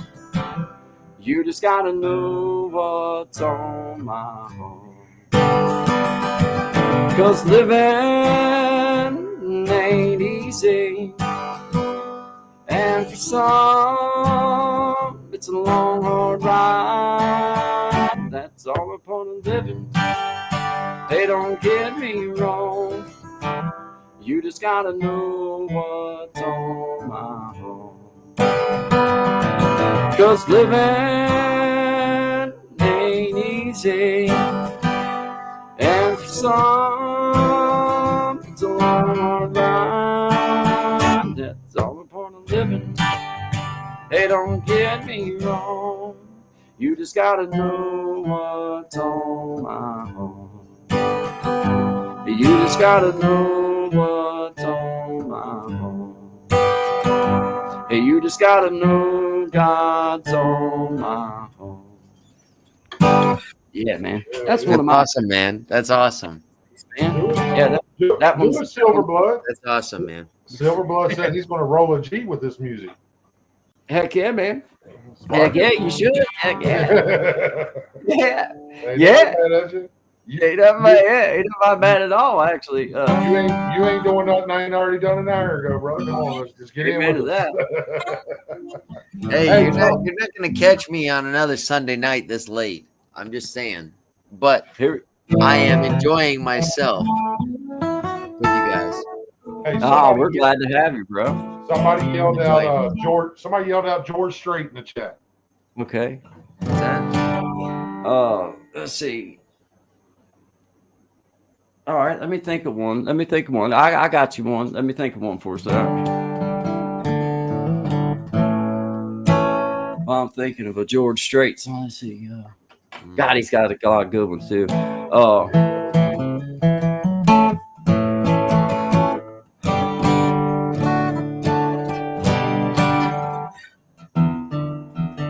Sorry, guys. Got to get her back in drive.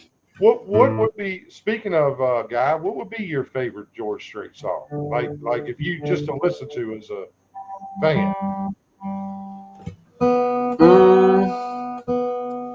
I guess it would have to be. That's a good question, and I would say,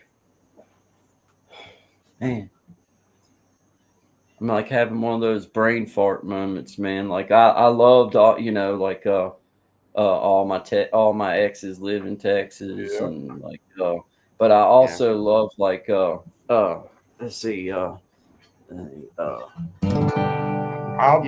you. Do you know what happened to my computer? What's up? I dropped a water on the freaking keypad, and now I can't control it. Oh man. Dude, that does suck, man. I can hear you, and I'm pretty sure. Can you see me? Yeah, we can see you. Yeah, you can see me, but my computer is like now it's going in different directions. You probably going to go put that in rice. Yep. Yeah, you got to go put that in some rice. I think I got it. I think I got it fixed. I got it fixed enough. Now I can see you guys. I'm just a singer, natural born guitar ringer. I'm kind of the clinger. The saddle's on. I'm not a walk behind her. I'm a new note finder. Name's a reminder of a blues man that's already gone. So I started drinking. Took some things and messed up my thinking. And I was short of sinking when she came along. I got cuffed on dirt road. Got sued over no show. She came and took all that on loan down off his blues man. And she said, hey baby, I love you. Hey baby, I need you. Hey baby, I do get tired of this traveling band. I'm over 30 years old now. Nights would be cold now if you hadn't hung around this blues man.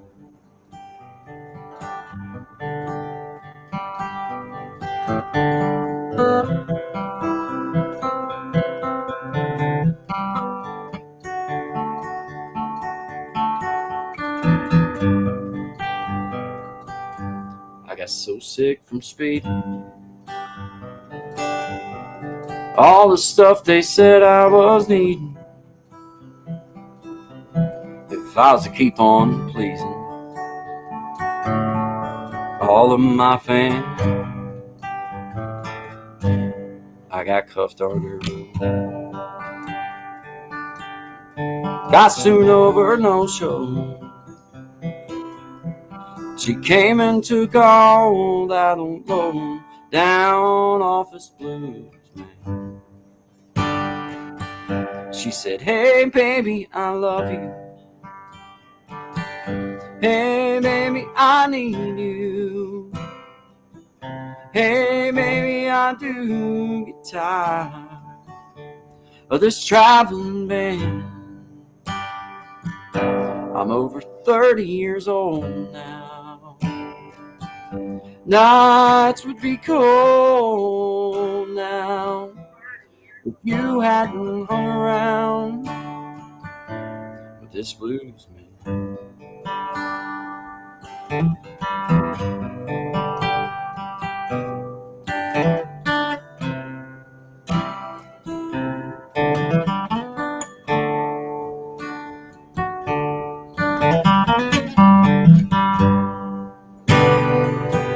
Hey baby, I love you. Hey baby, I need you. Hey baby, I do get tired of this traveling band. I'm over 40 years old now. Nights would be cold now if you hadn't hung around this blues man.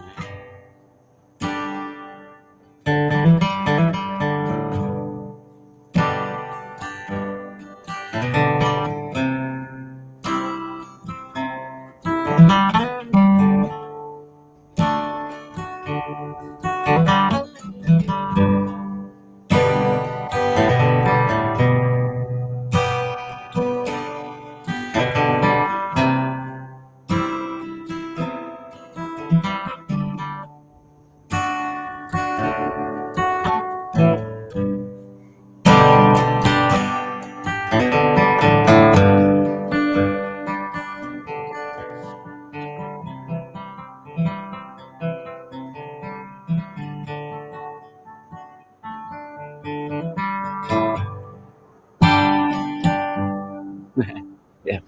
Hell yeah, bro. Yeah. All right, man. That's awesome, man. Hey, thanks, man. Yeah, that's another one of them tried and true ones. I was let's see, Hey, we got Victor up in the house. What's up, Victor? well, they call me the fireman. Oh, That's my name. Making my rounds all over town, putting out old flame. Well, everybody like to have what I got. I can cool them down when they're smoldering hot. I'm the fireman. That's my name.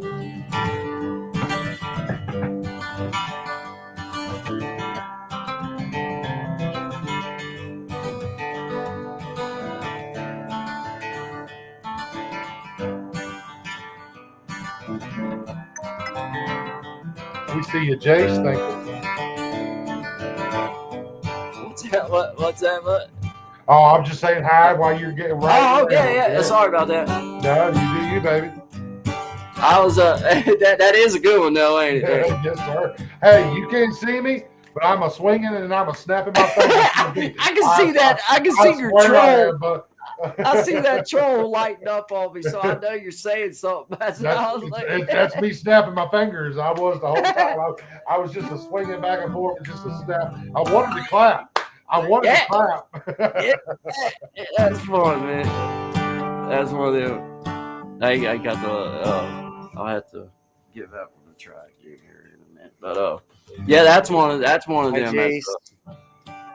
Sorry. Hey, Truth Wave. It's not Dwight Yoakam, but it's still great. Okay, let's see. A Dwight Yoakam one. Let's see. Dwight Yoakam. Well, it's guitar. Turn the lights down low. Isn't that him? Let's see. Well, it's guitars, Cadillacs, hillbilly music, lonely, lonely streets that I call home. I'm trying to think which is the guy that sings the song Turn the lights down low. Oh yeah, it's maybe John lock Turner. the door and turn the lights down low. Put some music on it's all the radio. Baby, we ain't got no place to go. I hope you understand. That's it. I've been thinking about this all day long. That's like the what do you call it? I can't believe how much it turns me on just to be your man. This request night is too much fun, dude. I'm gonna come prepared. This was no, it's cool. Yes, I'll come prepared next. I'll be ready for some of this because you're right, Clint. If I had it where I could pull up words right real quick just to remind myself of what they are. There's so many songs, dude. Now you're on your laptop, right? I am on my laptop, but that's how I see my StreamYard stuff. Yeah, but you don't need to see it if you're playing. So open up a separate tab and just pull up whatever song lyrics you want. I mean, because you're not watching us while you're playing. Or even better, Clint. I can sing for him. Hey. All right. I ain't hating on that. Hey. Not that I'm a great singer by any means, but I'll sing for you. I did. Hey, me and the Source have done A Boy Named Sue a few times. We've covered a few times. Hey, yeah, boy. I'm hoping Victor's trying to be funny right now. He said he didn't know you could play. Oh, Truth Wave, yeah, Victor. I didn't know I could either.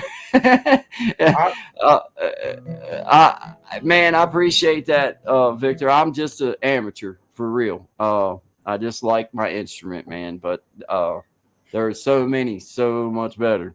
But like thank so you many young men, you like your instrument. I just like my yeah. It just happens to be my favorite. You know. It was once he turned 40, he just put one down and picked another one up. That's all. Yeah, exactly. This one, if I put it up right, it'll stand there for me. Yeah, that one stays up, right? Well put, Clint. Yeah. I told my old lady I don't even use mine no more. I ought to cut it off, kick it around like a soccer ball. At least I have some fun with it. I feel like I've had too many Barks root beers. What the hell? Damn. That's funny, man. That's awesome, man. That's God, awesome. they just keep Hey, tasting. I'm real happy, Guy. I'm real happy that a lot of my peeps are in here. Yeah, thank you, man. That's awesome. They all showed up. Pretty Heart is awesome. Awesome content creator. She's if you don't mind me just shouting them out. Go ahead. No, by all means. No, yeah. No, Pretty Heart is she was one of the first with me. She started out a few months ago, and she's doing freaking awesome. Doing awesome. Big hearts out to her. You know, Parliament Project stopped in for a minute. I saw. Jace. A couple of those guys. Hi. You know, thanks for coming. That's all I got to say. That's absolutely. Thank you very much, man. That's it. I'm happy to share the. Absolutely, dude. Happy to share the people, and let's all, you know. Well, that's it. He started picking up music, and he made a comment about sharing the stream. And I went, you know what? If there's any late night cats up, they would love to sit here and just vibe right now. So I shared it on out. You know. Thank you, man. Yeah, exactly. Thank you guys so much, man. I really appreciate it, man, because it introduced me to people that maybe I would never ever, you know, have an opportunity to be in front of and say hi to, man. You know, exactly. Man.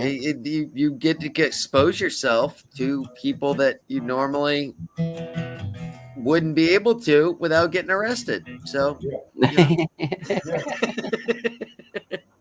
Well, I like the way you're exposing too, like with the music right now, because it ain't about somebody coming in to sub up and connect with another creator. It's like, no, if I sub up to them right now, that's because I'm vibing with this guy.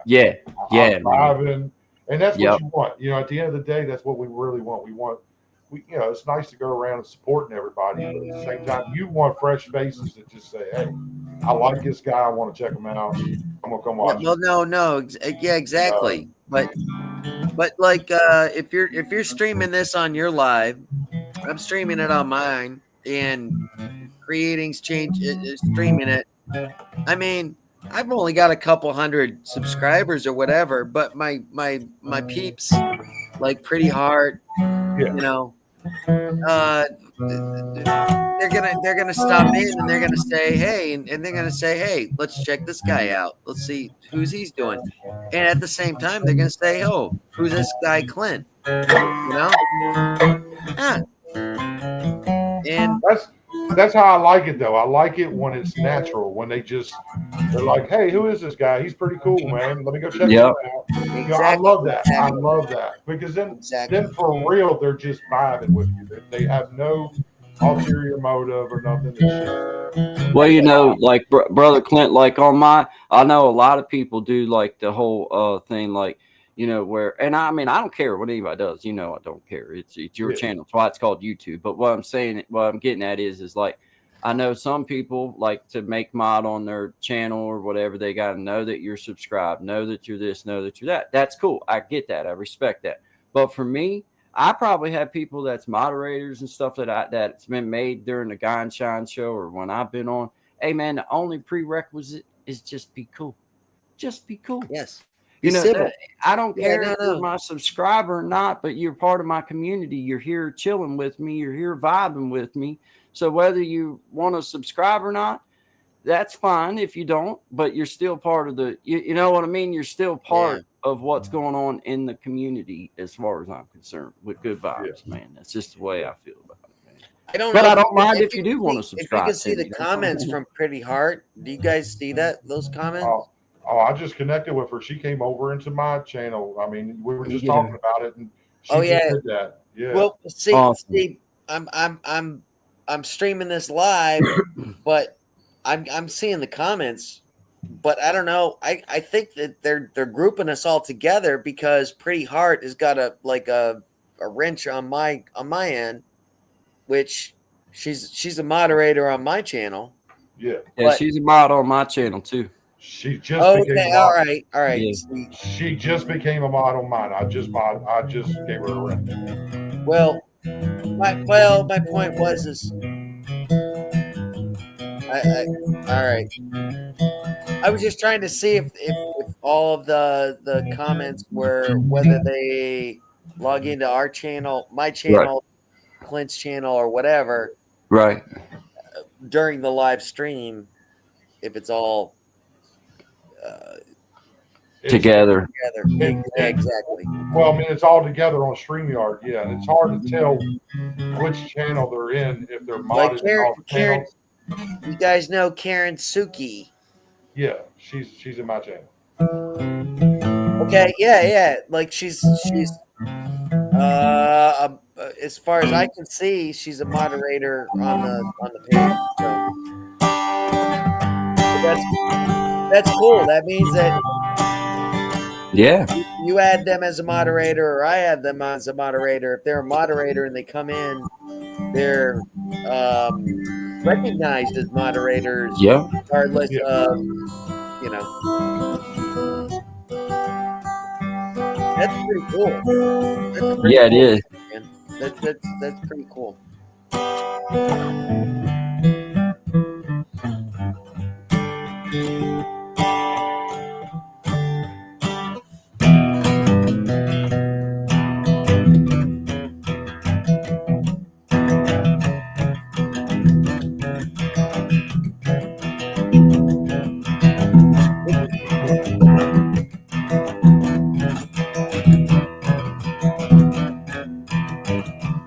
Maybe someday I'll be strong. Maybe it won't be long.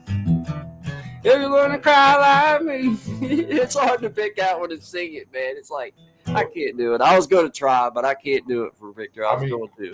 I mean, the only thing about Dwight Yoakam is you two have a very different cadence.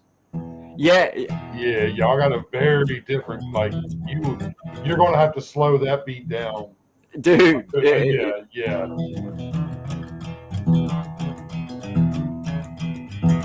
Now, if I was playing it for somebody and they were singing it, I could probably pull that off. Yeah, but me playing it and singing it, no way. My fingers, my. If they knew what they were doing when they were singing, you knew that. Yeah. For instance, if you asked me to sing it, no, it would be a disaster.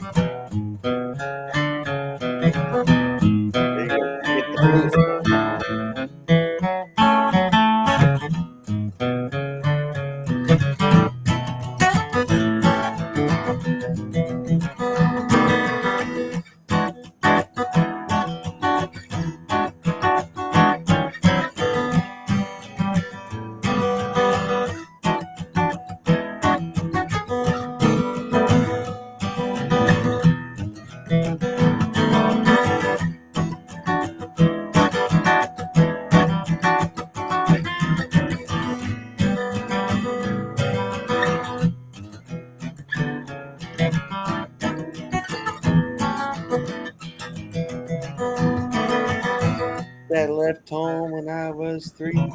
It left nothing bombing me but this old guitar and an empty bottle of booze. That's it.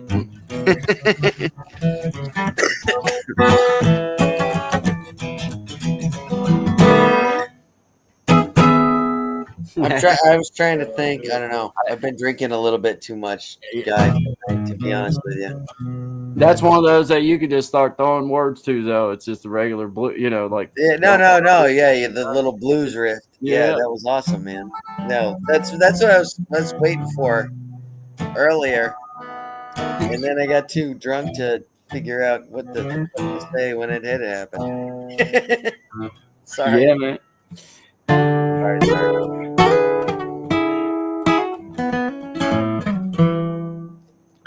Yeah, I was going to tell you earlier, guy. I believe my favorite George Strait song is "Oceanfront Property." Oh, that it, dude. Yeah. Because that was the first song I remember when I was younger that actually made me a fan of his. Yep. Wait. What was the song? "Oceanfront Property." Oceanfront. Yeah, I got Oceanfront Property in Arizona. From the front porch, you can see. I've got some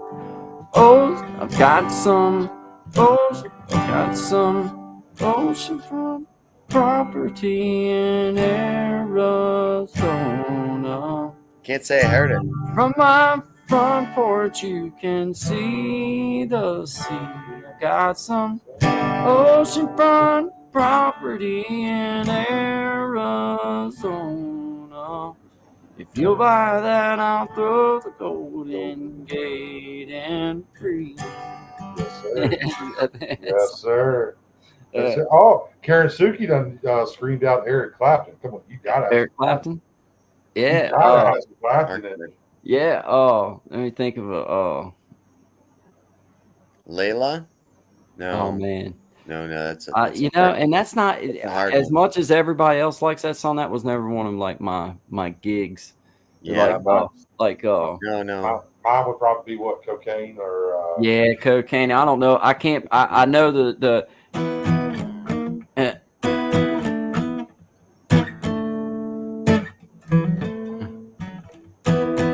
When you wanna get down to the ground. Okay. It's hard to do on an acoustic and keep it, you know what I mean? Because it's like.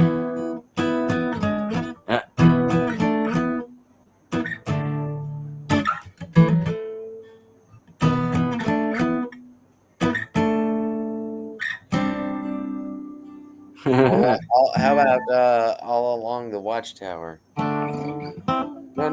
What was the one that he did with what was the Tulsa. You got Marley living on Tulsa time. Living on Tulsa time. Gonna set my watch back to it. You know I've been through it. Living on Tulsa time. You all know that one? Yes, sir. Oh man. I don't know it. I'm sorry. I gotta start. You got requests coming out the yin yang now. You got Garth Brooks. You got California Dreaming, Mamas and Papas. Oh yeah. Let's see. California Dreaming. Oh Jesus. I can sing that one. Wait, let's see. You know a dream is like a river, ever changing as it flows, and a dreamer's just a vessel that must follow where it goes, trying to learn from what's behind you, and never knowing what's in store makes each day a constant battle, just to stay between shore. And I will sail my vessel till the river runs dry, like a bird upon the wind. These waters are my sky. I'll never reach my destination if I never try. So I will sail my vessel till the river runs dry. Yes, sir. Too many times we stand aside and let the water slip away. To what we put off till tomorrow has now become today. So don't you sit upon the shoreline and say you're satisfied. Choose a chance to wrap it and dare to dance the tide. And I will sail my vessel till the river runs dry, like a bird upon the wind. These waters are my sky, I'll never reach my destination if I never try. So I will sail my vessel till the river runs dry. And there's bound to be rough waters, and I know I'll take some falls. With the good Lord as my captain, I can make it through them all. And I will sail my vessel till the river runs dry, like a bird upon the wind. These waters are my sky, I'll never reach my destination if I never try. So I will sail my vessel till the river runs dry.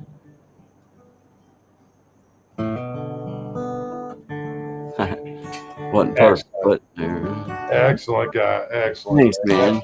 That and the dance has always been two of my favorites. Oh, let's see. Awesome, guys. Looking back on the memory of Yes. the dance we shared beneath the stars above. I see. Hold on, I gotta change keys, brother. I can't do it in that key. I hope you don't get mad if you hear a sound in the background singing along. I'm trying to. I gotta tune my instrument. Sorry, guys. I try to have it in, but it's just, no. That's all right. But yeah, no. I'm with him because I was singing along with one of the other ones, and I kind of had to stop because I didn't want to. You're not gonna mess me up if you're worried about that. You're not. Well, I didn't want to. I didn't want to steal your thunder. You're the one singer. You were the singer. You ain't, man. You chime in whenever you want. You don't worry about that, bro. I've had all the thunder this old fella needs in a lifetime. You know what? Always got me. Gave authority to complete and utter destruction of your channel right there. Every time somebody truly give me all the thunder, I wound up in jail. So I just stopped worrying about the thunder. Thunder's been hell on me. I ain't gonna lie. Cheers. Yeah. Like, all you gotta say, cheers to that, man. Yeah. Oh, you got Victor on here. He's saying you can sing any. He's asking if you can sing anything a person requests. Anything at what?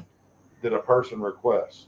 Man, I can try. You know what I mean? Like I'm gonna do like you're talking about though. I'm gonna have myself next time I come on where I can pull up when somebody asks about something, because if I see the words, I can play just about whatever I decide I want to. It's just, man, some random stuff. It's hard for me to just pull them up out of my head sometimes. Of course, yeah, of course. Sometimes I can. However, what if we do it this way, where I'll sing and you play? Yeah. He said if you could do it, you could easily do a show around that. It'd be fun. Granted, you probably I would love to. You'd have to take requests via super chat after a while. Yeah. I don't know what I could sing, but I'm willing to sing it. All right. Oh,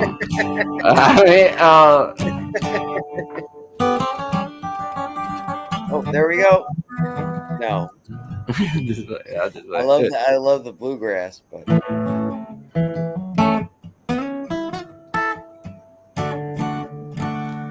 let's see. What about I don't even know any. I can't even think of any songs you can play with the guitar. Let's see. CC, do this on Saturday night if you can. Hey, that's I think we're gonna be, me and Shine are gonna try to lean in on some later night stuff together, and I'm definitely gonna be doing some of this on my own as well. But yeah, thank you for your feedback. I'm gonna tell you, I got Monday off tomorrow from Labor Day. I got the holiday off. Yeah. This is not going to be a normal Sunday night for me, being up at this late. I'm going to say that. However, I am spending my one Sunday night late with you. Hey, I appreciate it. I'm having a good time, and I'm enjoying it. So, that's awesome, man. That's awesome. Well, my hat, and I spend the early morning drinking coffee. Talking about when I'll be coming back. Well, I won't let no woman tie me down. I'll ever get too old to gang around. Gonna dial on the highway and run away from some old line pole. And rest this rambling fever in my soul. Rambling fever, kinda can't be measured by degree. Rambling fever, ain't no kind of cure for my disease. Let's pick.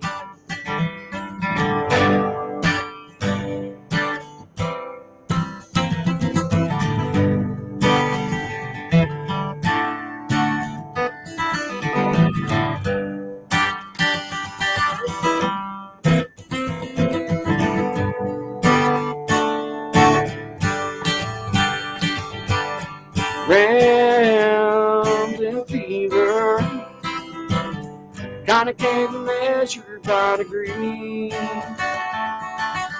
Rambling fever, ain't no kind of cure for my disease.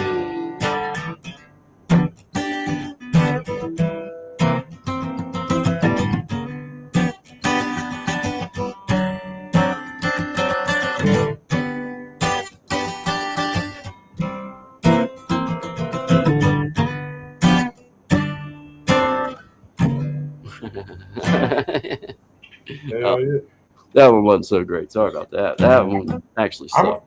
I'm going to take it Merle's one of your faves. Yeah, man. Yeah, dude. Yeah. I know you know this one. Yes, sir. Mama, hey. Try, okay. You want to try? Okay. Yeah. What song what song you want to try? No. I was just joking. Mama, try. Oh, I thought. I'll try. Let's see. That was it. Yeah.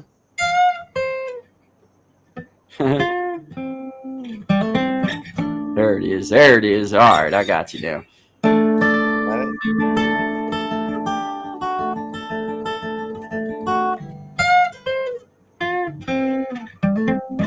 Yeah, Brad. I thought you was gonna sing this one for me. Me? Yeah. I was waiting for dear old daddy to bust out. I was like, where's it at? No, I got embarrassed. I cried it because She tried so very hard, filling his shoes, working hours without rest. Wanted me to have the best. She tried so very hard, but I refused. I turned 21 in prison and life out. roll.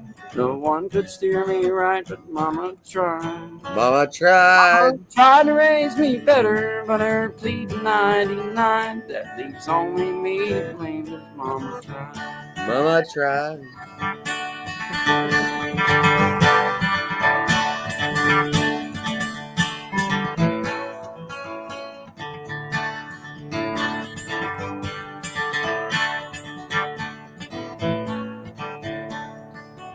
I turned 21 in prison doing life without parole. No one could steer me right, but Mama tried. Mama tried. Mama tried to raise me better, but her pleading 99. That leaves only me to blame, 'cause Mama tried.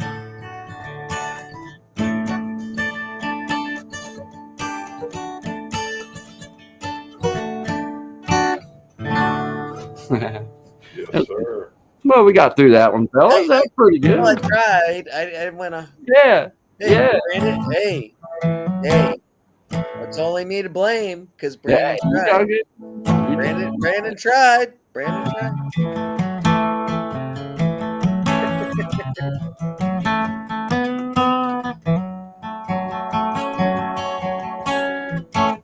Well, hamburger steak, Holiday Inn. That's the kind of world that I started in the wrong key. Yeah, I ain't got the voice on me this evening, man. I ain't able to wail as good for some reason. I gotta drop my key just a little bit. Good night, pretty. Welcome in. I'm glad you got to meet. I'm glad you meet that guy. I think it's about time for us to. We've been coming up on 4 hours of streaming, guys. Yeah, bro. Yeah, I was getting ready to say, man, Jimenez going to bed, so I'm gonna be hopping off so I can call her and talk to her. Hey, good night, Mr. Jimenez. Hey, this was fun, man. This was fun, bro. Yeah, this is good. Thanks, guys. Anytime you want me hanging out while you sit and play good music late at night, you let me know, bud. I'm game, man. I am game. Yeah. Hey, well, like I say, I'm gonna take your advice and I'm gonna get excuse me, I'm sorry about that, guys. I got a little bit of a cold. I'm not doing that. I'm not trying to make excuses, but I really do have a little bit of a cold. But yeah, man, I'm gonna try my best to do like you were talking about and have my computer set up next time I go at this, where that I can easily access, easily be able to pull up the words and be able to see them, because that's my hardest thing is pulling them up. I got to be able to pull it up and be able to read through it and then just be able to do the song, because I can't hardly read it and do it and sing it at the same time. But most of these songs that people ask about, all I need is a quick reminder. Like all I need is for you to say one line of it most of the time, and it'll send me like, all right, I got it now. But but thank you, Pretty Heart Conquer.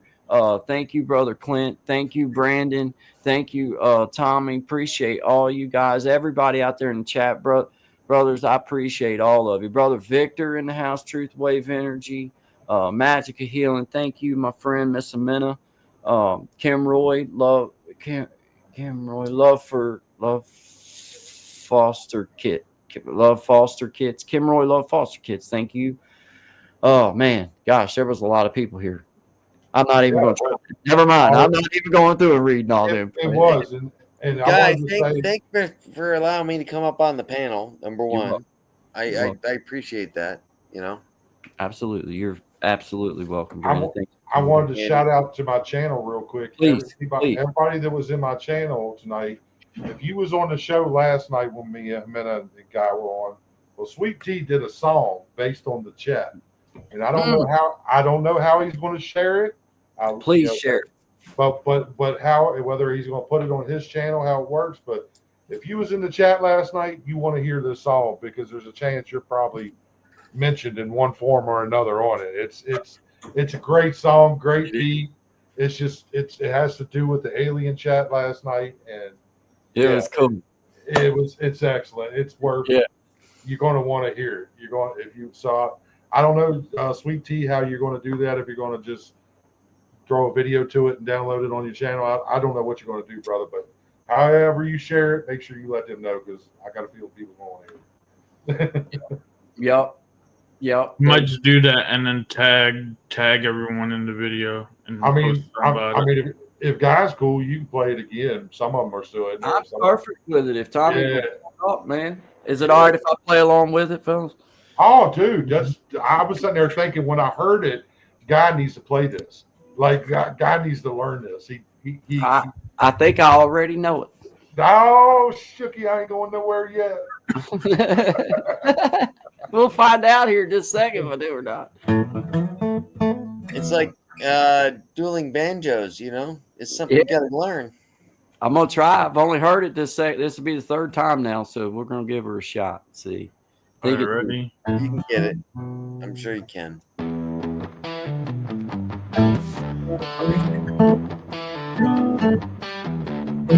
Out in the shadows where the stars collide, aliens whispering secrets they can't hide. We got new channels blazing through the night, talking that good chat, feeling alright. From survival seals to green beret dreams, might haze rabbit holes bursting at the seams. Two warriors dancing in the firelight, prepping for the end, holding on tight.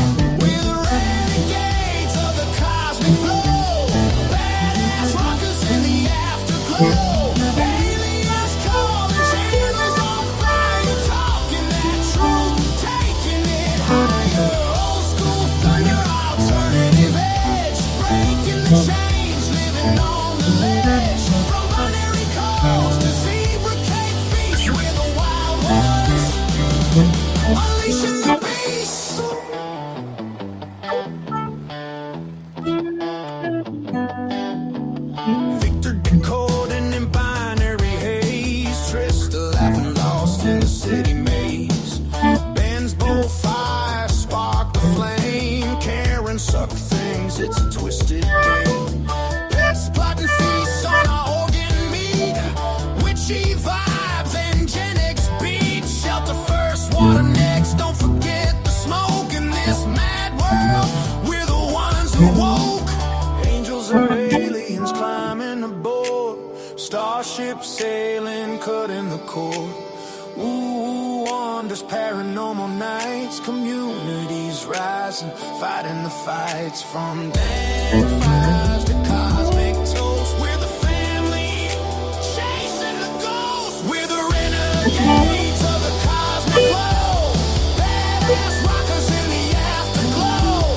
Aliens calling, channels on fire, talking that truth, taking it higher. Old school thunder, alternative edge, breaking the chains, living on the ledge. From binary codes to zebra cake feast, we're the wild ones, unleashing the beast.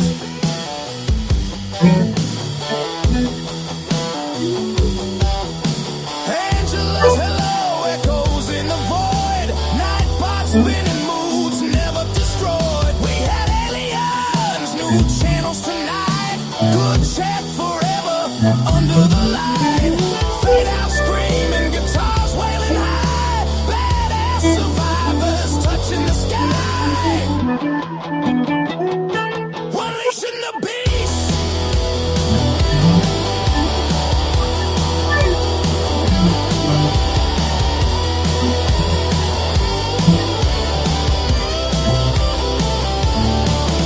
We're the renegades of the cosmic flow. Badass rockers in the afterglow.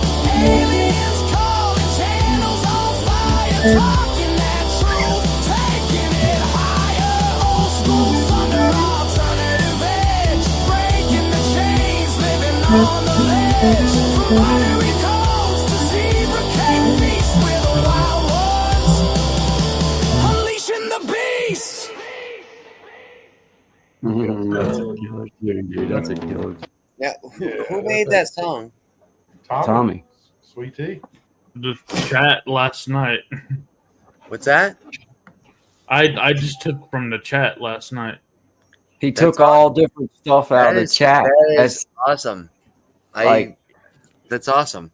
That's genius thought. You know what I'm saying? Like that. That's a good idea to be able to come up to create a song like that. I love that, Tommy. That's why I like it, Tommy. That's why it's a banger of a song, man. It is. You know, Tommy, I'm not aware of your channel. I'm sorry, sir. I know you've been here all night and been hanging out. Just my name, Tommy Kenyon 7. What's that? It's Tommy Kenyon 7. Yeah. Yep, Tommy Kenyon with the number 7, and you'll find him, man, for sure. Yep. As far as anybody that's within earshot or anybody that's on here, he was like my number 5 or number 6 subscriber on my channel. Way long, that's awesome. Back in September or October. Yeah. So been a part of my journey for a long, not a long time, guys. I ain't even on a year that's yet. That's the same with like Pretty Heart with me. Yeah. You know what I mean? Yeah. Pretty Heart has been my I don't want to say sidekick, but she's been there as a supporter and as you know. That's right. And you got to remember those, man. You know, you got to remember. Yes, of course. Those. But Tommy, that was freaking awesome, man. Yeah, dude. Yeah. that was awesome. Essentially, my second one I did. First one we played. Oh, you might as well hit me off with that one too. Damn. Yeah. We got 7 more minutes before I hit the 4-hour mark. I want another song. Bring me up some run, baby. Bring me up some run. Well, fellas, I love y'all.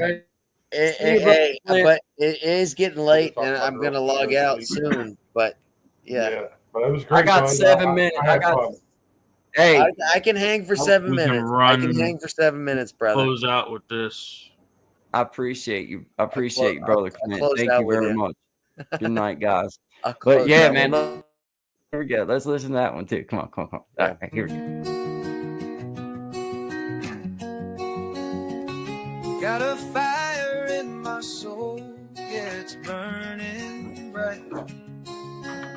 Guy Bandy told me just to follow the light.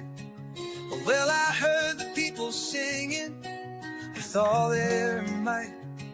So I hit the ground running, and I ran all night. And we sang, run, run, run, run, run.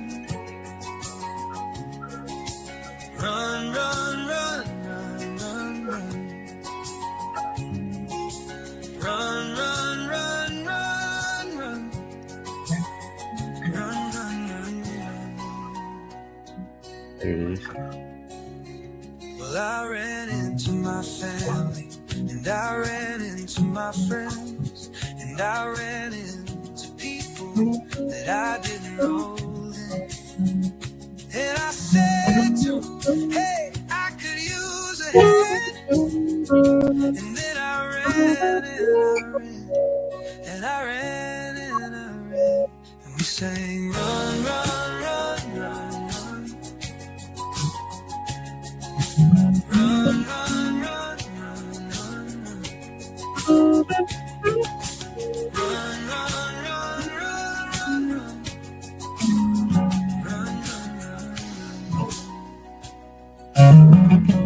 They say it's dangerous out there, but not if we're all here. If we're together, we can run without fear. They say it's dangerous out there, but not if we're all here. If we're together, we can run without fear. Well, the children and the elders and the strangers and the neighbors and the doctors and the teachers and the farmers and the bakers and the scientists and builders and the singers and the players and the buskers and the dancers and the dreamers and the painters and the coaches and the helpers and the artists and creators and the yogis and the healers and the preachers and the changers and the people and the planet and the forests and the rivers and the mountains and the oceans and the future and the vision.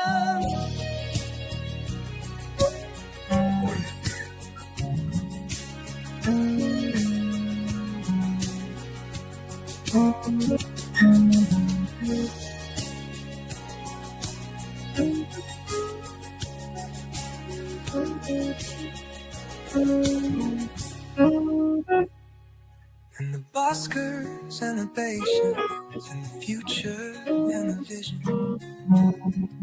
Run, run, run, run, run, run. Run, run, run, run, run. Run, run, run,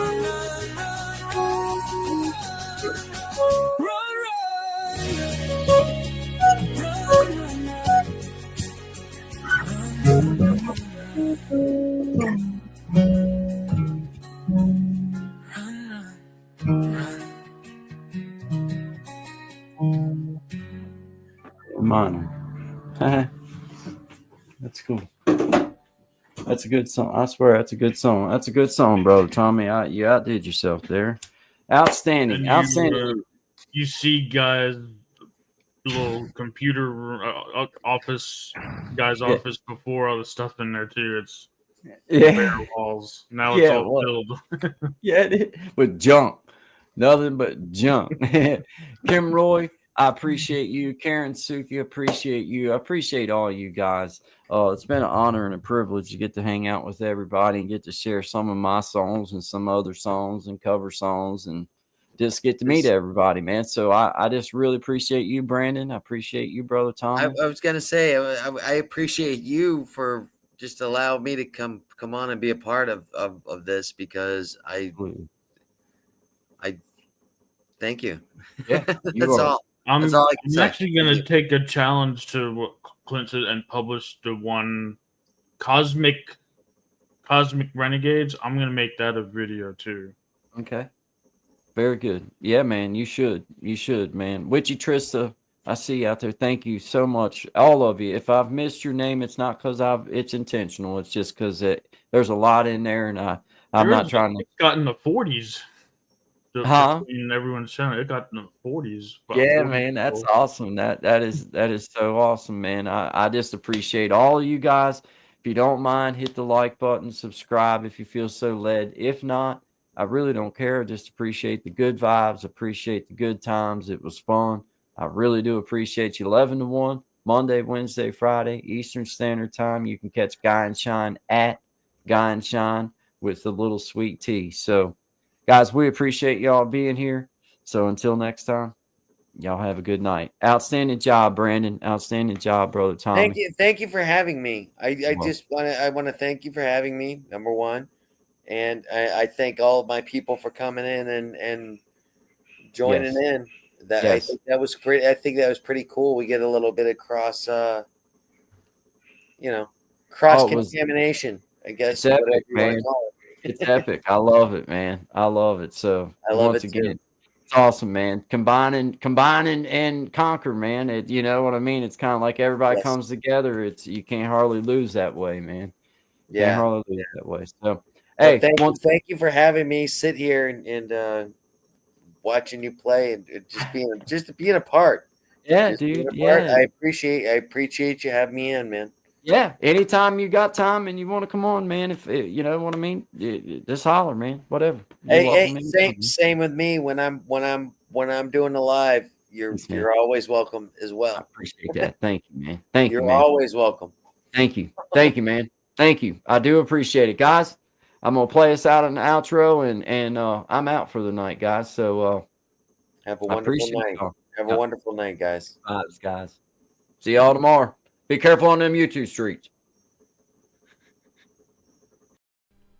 I've been in a hurry since I don't know when. Gotta bring it on back. Start over again. Yeah, I'll bring it on back to a nice old pace. The kind where a guy like me wins a race. Yeah, slow it on down. Take the time it takes to take a real good look around. Yeah, I'll bring it on back to a nice old pace.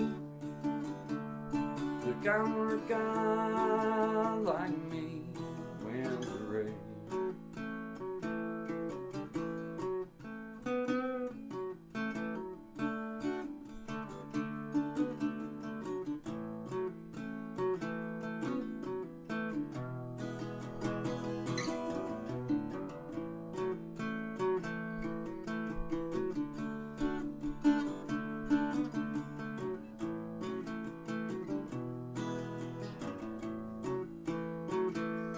I got me a woman, yeah, she's better than most. Yeah, I get the space I need to really cut loose. Yeah, she slows it on down to a nice old pace. The kind work guy like me when the rain. You slow it on down. Take the time it takes to take a real good look around. Yeah, bring it on back to a nice old pace. The kind work guy like me when the rain. You slow it on down. Take the time it takes to take a real good look around. Yeah, bring it on back to a nice old pace. The kind work guy like me when the rain. Yeah, slow it down.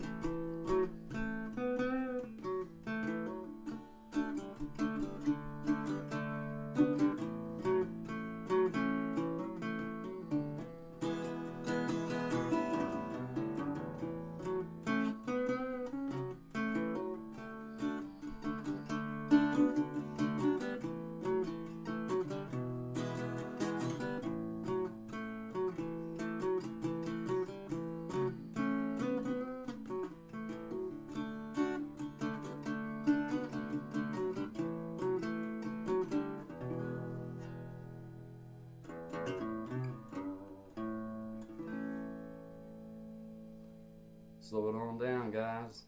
Good vibes only to you. Always good vibes. Always good vibes only to all of my beautiful people out there. Appreciate you guys. Have a great day.